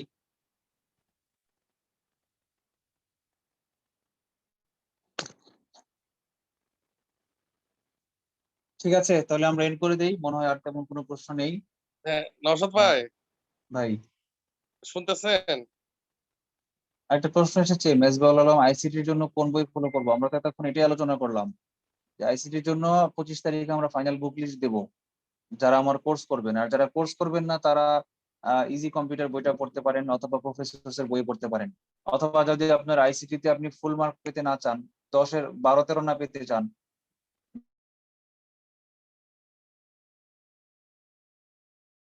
পড়তে পারেন। কেউ যদি বলেন আমি তাও পারবো না, আমার আইসিটি মনেই থাকে না, এটা খুব কঠিন লাগে, তাহলে তিনি আরো শর্ট করে ফেলবেন। আরো শর্ট কি, বাজারে সবচেয়ে শর্টেস্ট বই, যেখানে সবচেয়ে ভালো কোয়ালিটি ডাটা থাকে, এটা কেউ বলতে পারেন সালিম ভাই ছাড়া অন্য কেউ? স্টুডেন্টদের মধ্যে কেউ বলতে পারেন যে বাজারের সবচেয়ে ভালো বই কোনটা, যেখানে সবচেয়ে কম পড়ে সবচেয়ে বেশি পরিমাণ কমন পাওয়ার পসিবিলিটি থাকে? কেউ কি বলতে পারেন? ভাই আপনি তো বিশেষ সংখ্যার কথা বলছেন একটা। এক্স্যাক্টলি স্যার আমি বিশেষ সংখ্যার কথাই বলতে চাচ্ছি। প্রফেসরস কারেন্ট অ্যাফেয়ার্স বিশেষ সংখ্যা, ওই বইটাতে যে আইসিটির অংশটুকু আছে সেটুকু পড়লে আপনি দেখবেন 15-এর মধ্যে 6-7 কমন পেয়ে যেতে পারেন, কমন পেয়ে যাবেন। এটা হচ্ছে কম টাইমের মধ্যে।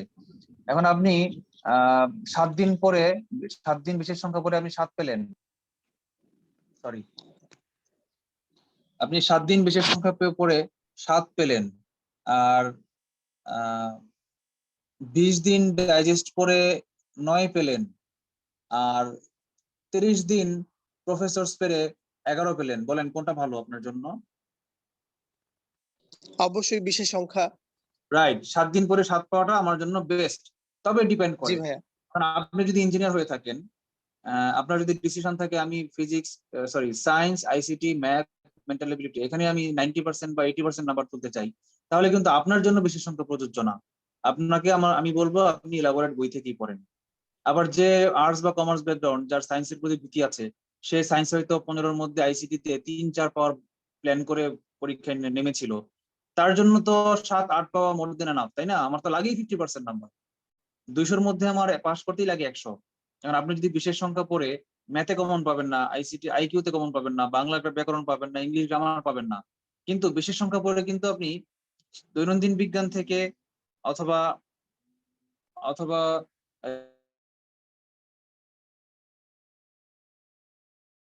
হলে 6-7-8 পাবেন।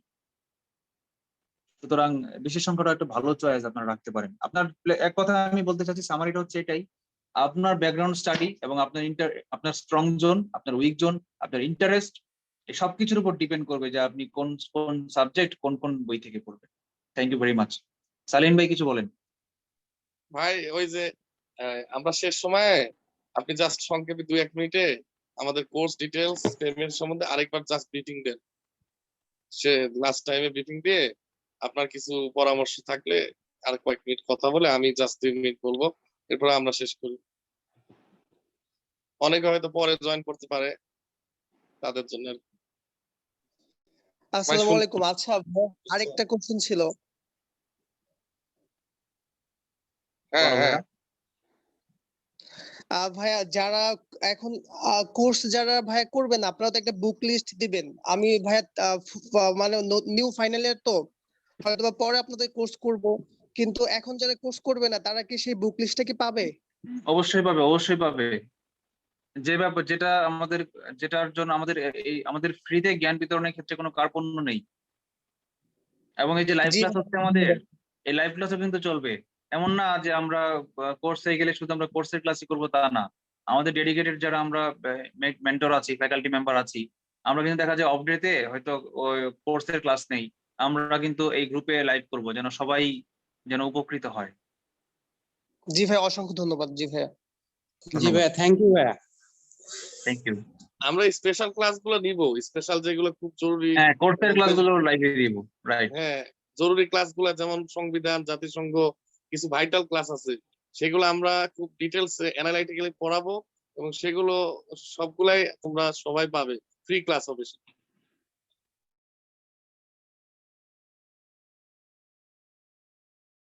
সম্বন্ধে আরেকবার একটু বলেন এবং আপনার মূল্যবান পরামর্শ থাকলে বলে এরপর আমি লাস্ট 2 মিনিট কিছু কথা বললে আগে আমরা শেষ করব।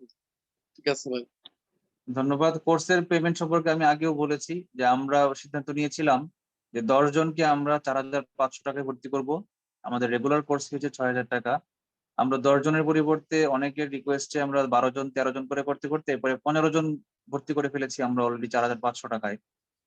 তারপর আরো অনেকজন রিকোয়েস্ট করেছেন যে ভাই আমাকে 5000 টাকায় ভর্তি করেন। তো সেখানেও আমরা 1 জন 2 জন করতে করতে আরো 10 জন পরে ভর্তি করে ফেলেছি 5000 টাকায়, মানে 25 জন আমরা ভর্তি করে ফেলেছি অলরেডি 5000 টাকা এবং 4500 টাকায় ডিসকাউন্ট দিয়ে। আর এখন থেকে আর আমরা ডিসকাউন্ট দিতে চাচ্ছি না। আমরা যে 26 থেকে 29 পর্যন্ত যে 4 জন ভর্তি করেছি, আমরা আর ডিসকাউন্ট নিচ্ছি না। তবে আমরা একটা কিস্তি সুবিধা দিচ্ছি, মানে আপনি টাকাটা এখন স্টার্টিং এ 3000 টাকা দিয়ে জয়েন করতে পারবেন এবং বাকি টাকাটা আপনি হয়তো মাসে 1500 করে কিংবা পরবর্তী 1 মাসে 3000 টাকায় কিস্তিতে আপনি দিতে পারবেন। এই সুযোগটুকু রাখছি আর কি। এটা হচ্ছে একটা কথা। আরেকটা কথা হচ্ছে পেমেন্টের তো কথা এটাই গেল। কোর্সের মোট ক্লাস সংখ্যা 120, এটাও বলেছি। পেমেন্ট সম্পর্কে আসলে অনেক কথা বলা হয়ে গেছে, আর নতুন করে আমি কিছু বলতে চাচ্ছি না। কারো যদি স্পেসিফিক কোনো কোশ্চেন না থাকে তাহলে আমরা পেমেন্ট সম্পর্কে আমি আর কোনো বা কোর্স সম্পর্কে আমি আর কোনো কথা বলে সময় নষ্ট করতে চাচ্ছি না। অলরেডি 12টার কাছাকাছি। আমি আপনাকে ফ্লোর দিতে চাই, সালিম ভাই যদি কিছু বলেন। জি জি ভাই, তাহলে আমি কিছু কথা বলে শেষ করে দিই আজকের এই ক্লাসটা। আমি বিদায় নিচ্ছি সবার কাছ থেকে। সবাই ভালো থাকবেন, দোয়া রাখবেন আমাদের জন্য। আসসালামু আলাইকুম, আল্লাহ হাফেজ।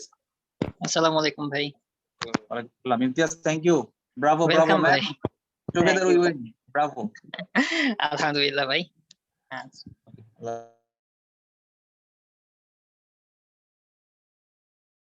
অভিনন্দন, অনেক সুন্দর ক্লাস করছো। আলহামদুলিল্লাহ। আর তুমি যেভাবে অ্যানালিটিক্যাল পড়াইছো, আসলে যেরকম পড়ানো দরকার, আমাদের যেরকম স্টাডি দরকার, যে পয়েন্ট গুলো আমাদের হাইলাইট করতে হবে, সেই পয়েন্টটাই তুমি দেখাই দিছো। আর আমি যেটা বলতে চাচ্ছি সেটা হচ্ছে যে তোমরা জেনে খুশি হবা যে আমি বেশ কিছু অ্যানালাইসিস করে কিছু মাস্টার ফাইল দিব, যেমন সংবিধান, লিবারেশন ওয়ার, বেশ কিছু মাস্টার ফাইল দিব, এবং এই ফাইলটা কন্টিনিউয়াস চলতেই থাকবে। তো এই ফাইলগুলো তোমরা ডাউনলোড করে তোমরা পড়তে থাকবে, ফাইলগুলো কাজে লাগবে। আর পাশাপাশি জরুরি যে ক্লাসগুলা, যেমন বাংলাদেশ সংবিধান, খুবই ভাইটাল একটা ব্যাপার, অনেকে মনে রাখতে পারে না। বাংলাদেশ সংবিধানটা ইনস অ্যান্ড আউটস কিভাবে মনে রাখা যায়, কতটুকু পড়তে হবে, সেটা আমি একটা ক্লাস নিব, জাতিসংঘের ক্লাস নিব। পাশাপাশি প্রত্যেকে যারা ক্লাস নিবে, এনআইটি ক্লাস নিয়ে প্রত্যেকটা জিনিস ধরাই দিব। তো আমি বেশিক্ষণ আর কন্টিনিউ করবো না। তোমাদের কারো যদি কোনো প্রশ্ন থাকে তাহলে করতে পারো আমার কাছে।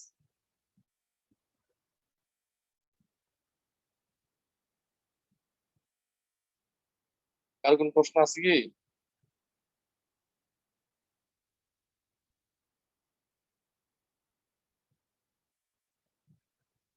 আচ্ছা, আমাদের চ্যাট গ্রুপে কিছু প্রশ্ন পাওয়া গেছে। ভাই, প্রফেসর বিশেষ সংখ্যা কি বাজারে সবসময় পাওয়া যায়, ব্যক্তিগত মেসেজে নাকি প্রিলিমের আগে? প্রফেসর বিশেষ সংখ্যা অলওয়েজ বাজারে পাওয়া যায়। 43-এর আগে হয়তো 43টা বের করবে, তবে 41টা অলরেডি বাজারে আছে। আর একটা প্রশ্ন আসছে যে স্যার ফাইলগুলো কি মেসেঞ্জার গ্রুপে দিবেন? ফাইলগুলো অ্যালায়েন্স মেইন গ্রুপে, গভর্নমেন্ট জবস মেইন গ্রুপে এবং অ্যালায়েন্স মেসেঞ্জার গ্রুপ, আমাদের পেইড কোর্সের গ্রুপ, সবগুলোতে দেওয়া হচ্ছে। আর কারো কোনো প্রশ্ন আছে কিনা?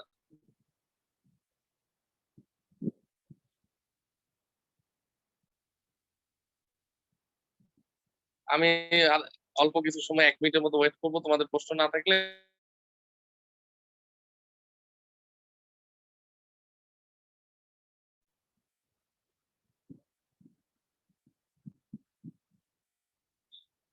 আর কোর্সে 120 ক্লাসে ম্যাথ কতটুকু কভার করা সম্ভব? ম্যাথের ব্যাপারটা আমি বলি যে ম্যাথের ব্যাপারে আমাদের প্রিমিয়াতে মোটামুটি যেটুকু কভার করার প্রয়োজন, আমরা হয়তো একটু ফাস্ট যাব, কিন্তু যেটুকু কভার করার প্রয়োজন পুরোটাই। হ্যাঁ ভাই বলেন। ম্যাথের কথাটা আমি বলি, প্রশ্নটা কি এসেছে?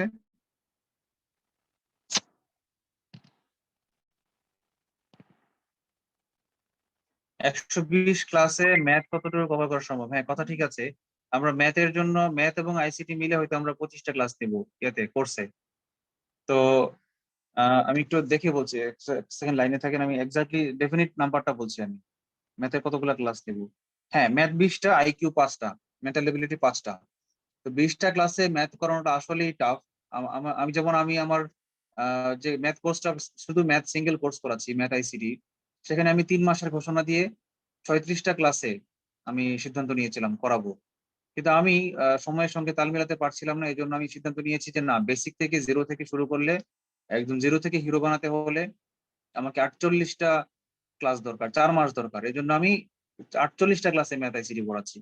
এখন এই কোর্সে যখন আমি 25টা ক্লাসে ম্যাথ আইসিটি ম্যাথ আইকিউ পড়াবো, তখন অবশ্যই আমাকে রাশে থাকতে হবে। দেখা যায় একটা অঙ্ক আমি পার্সোনাল কোর্সে হয়তো 3 ভাবে বলে দিচ্ছি, 3 ভাবে একটা অঙ্ক কিভাবে করা যায়, শর্ট রিটেনের জন্য কিভাবে করা যায়, প্রিলির জন্য কিভাবে করা যায়, শর্টকাট টেকনিক কিভাবে করা যায়, এভাবে ব্যাখ্যা করছি। কিন্তু এখানে যেহেতু আমাদের টাইম কম থাকবে, 25টা ক্লাসের মধ্যে আমাকে সিলেবাস শেষ করতে হবে, দেখা যাবে যে শুধু প্রিলিটাই ব্যাখ্যা করব, রিটেনের জন্য কিভাবে ইলাবোরেট করা যায় সেটা আমি ব্যাখ্যা করব না। বুঝতে পেরেছি? তবে 25 ক্লাসে সবচেয়ে বেশি যে আউটপুট দেওয়া যায় আমি সেটাই করব।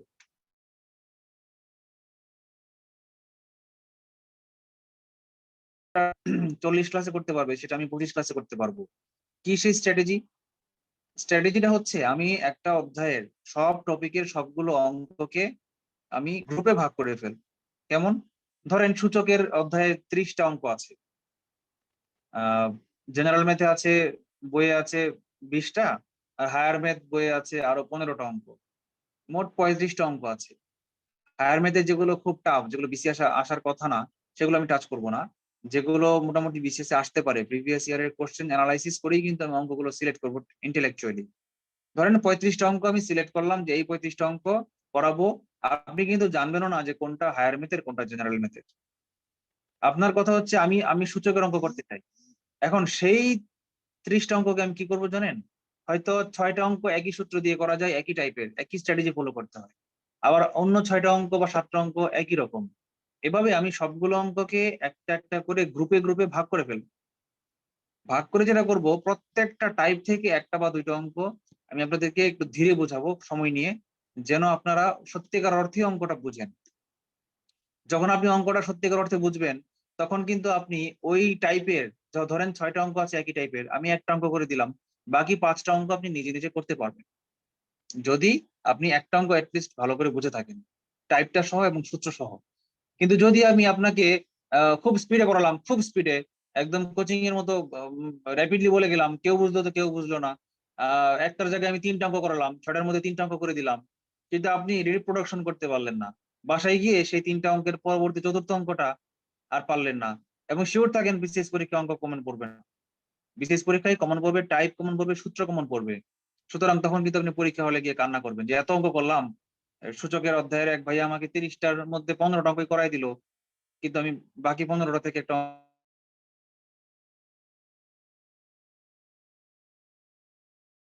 ক্লিয়ার করে বরাবর, যেন কম সময়ের মধ্যে বেশি পরিমাণ আউটপুট আমি আপনাদেরকে দিতে পারি। এবং এর জন্য একটা শর্ত আছে, শর্ত হচ্ছে সেই যে বাকি 5টা অঙ্ক আপনার একই টাইপের রয়ে গেল, আমি হোমওয়ার্ক দিয়ে দিলাম, সেটা কিন্তু আপনাকে বাসায় করতে হবে। আর যদি আমি বলতাম যে না আমি বেশি পরিমাণ অঙ্ক করাবো, 6টার মধ্যে 3টা 4টা অঙ্ক র্যাপিডলি করায় যাবো, বেসিক টেসিক খুব একটা আলোচনা করবো না, সূত্র বলেই অঙ্ক করানো শুরু করবো, তাহলে হয়তো আপনার বাড়িতে গিয়ে অঙ্ক আর না করলেও চলতো, ওই 4টাই পেস হয়ে যেত, কিন্তু পরীক্ষা হলে যেটা আসতো সেটা আপনি নাও পারতে পারতেন। আমার স্ট্র্যাটেজি হচ্ছে আমি করাবো কম, কিন্তু খুব ভালো করে করাবো, যেন আপনি বাসায় বাকিটা নিজে নিজে ডেভেলপ করতে পারেন। আশা করি ক্লিয়ার।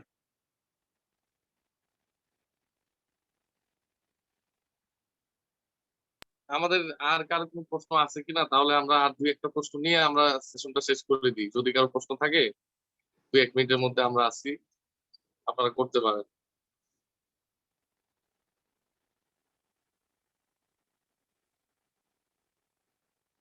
আর আমি একটু ঘোষণা দিতে চাই, সেটা হচ্ছে যে আমাদের ক্লাসের ফাঁকে ফাঁকে কিছু স্পেশাল গেস্ট থাকবে। যেমন আমাদের সিভিল ইঞ্জিনিয়ারের জন্য হয়তো আমি খুব শীঘ্রই আমাদের গণপূর্তের অতিরিক্ত প্রধান প্রকৌশলী স্যারকে আনবো। পাশাপাশি আগামীকাল না, আসলে আজকে সন্ধ্যা 7টায় আমাদের অডিট ক্যাডারের একজন আপু আসবেন। তো কিছু ভিন্ন ধর্মী ক্লাসও তোমরা পাবা, যেটার জন্য তোমাদের আরেকটু ইন্সপিরেশন পাবা। পাশাপাশি যারা টেকনিক্যালি পড়তেছেন সিভিলের, তাদের জন্য হয়তো খুব উপকারী হবে। আগামী 1-2 সপ্তাহের মধ্যে হয়তো আমি স্যারকে আনতে পারি, বা জুনের সেকেন্ড উইকে এরকম। আর আমরা ফাঁকে ফাঁকে চেষ্টা করবো প্রত্যেক ব্যাকগ্রাউন্ডেরই কিছু টেকনিক্যাল যারা অনেক উচ্চ পর্যায়ে আছে তাদেরও আনার চেষ্টা করবো, যেন তাদের অভিজ্ঞতা দিয়ে তোমাদের সবাই অনেক উপকৃত হয়, আমরা সবাই উপকৃত হই। ভাই প্রশ্ন কি আর কি নিব, না এখনই আমরা শেষ করবো ভাই নশাদ ভাই? আর মনে হয় ইম্পর্টেন্ট কোশ্চেন নাই, সব কোশ্চেনই পেয়েছি। আর কোনো প্রশ্ন নাই? আপনার যদি কিছু বলার থেকে ভাই বলেন।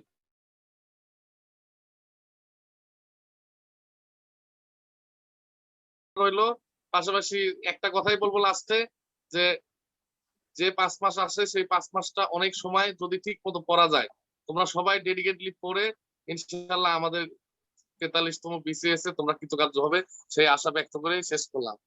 আসসালামু আলাইকুম। আসসালামু আলাইকুম। ওয়ালাইকুম আসসালাম। আসলে ইমতিয়াজ ইয়ে করে দাও, ওকে এন্ড করে দাও। ওকে।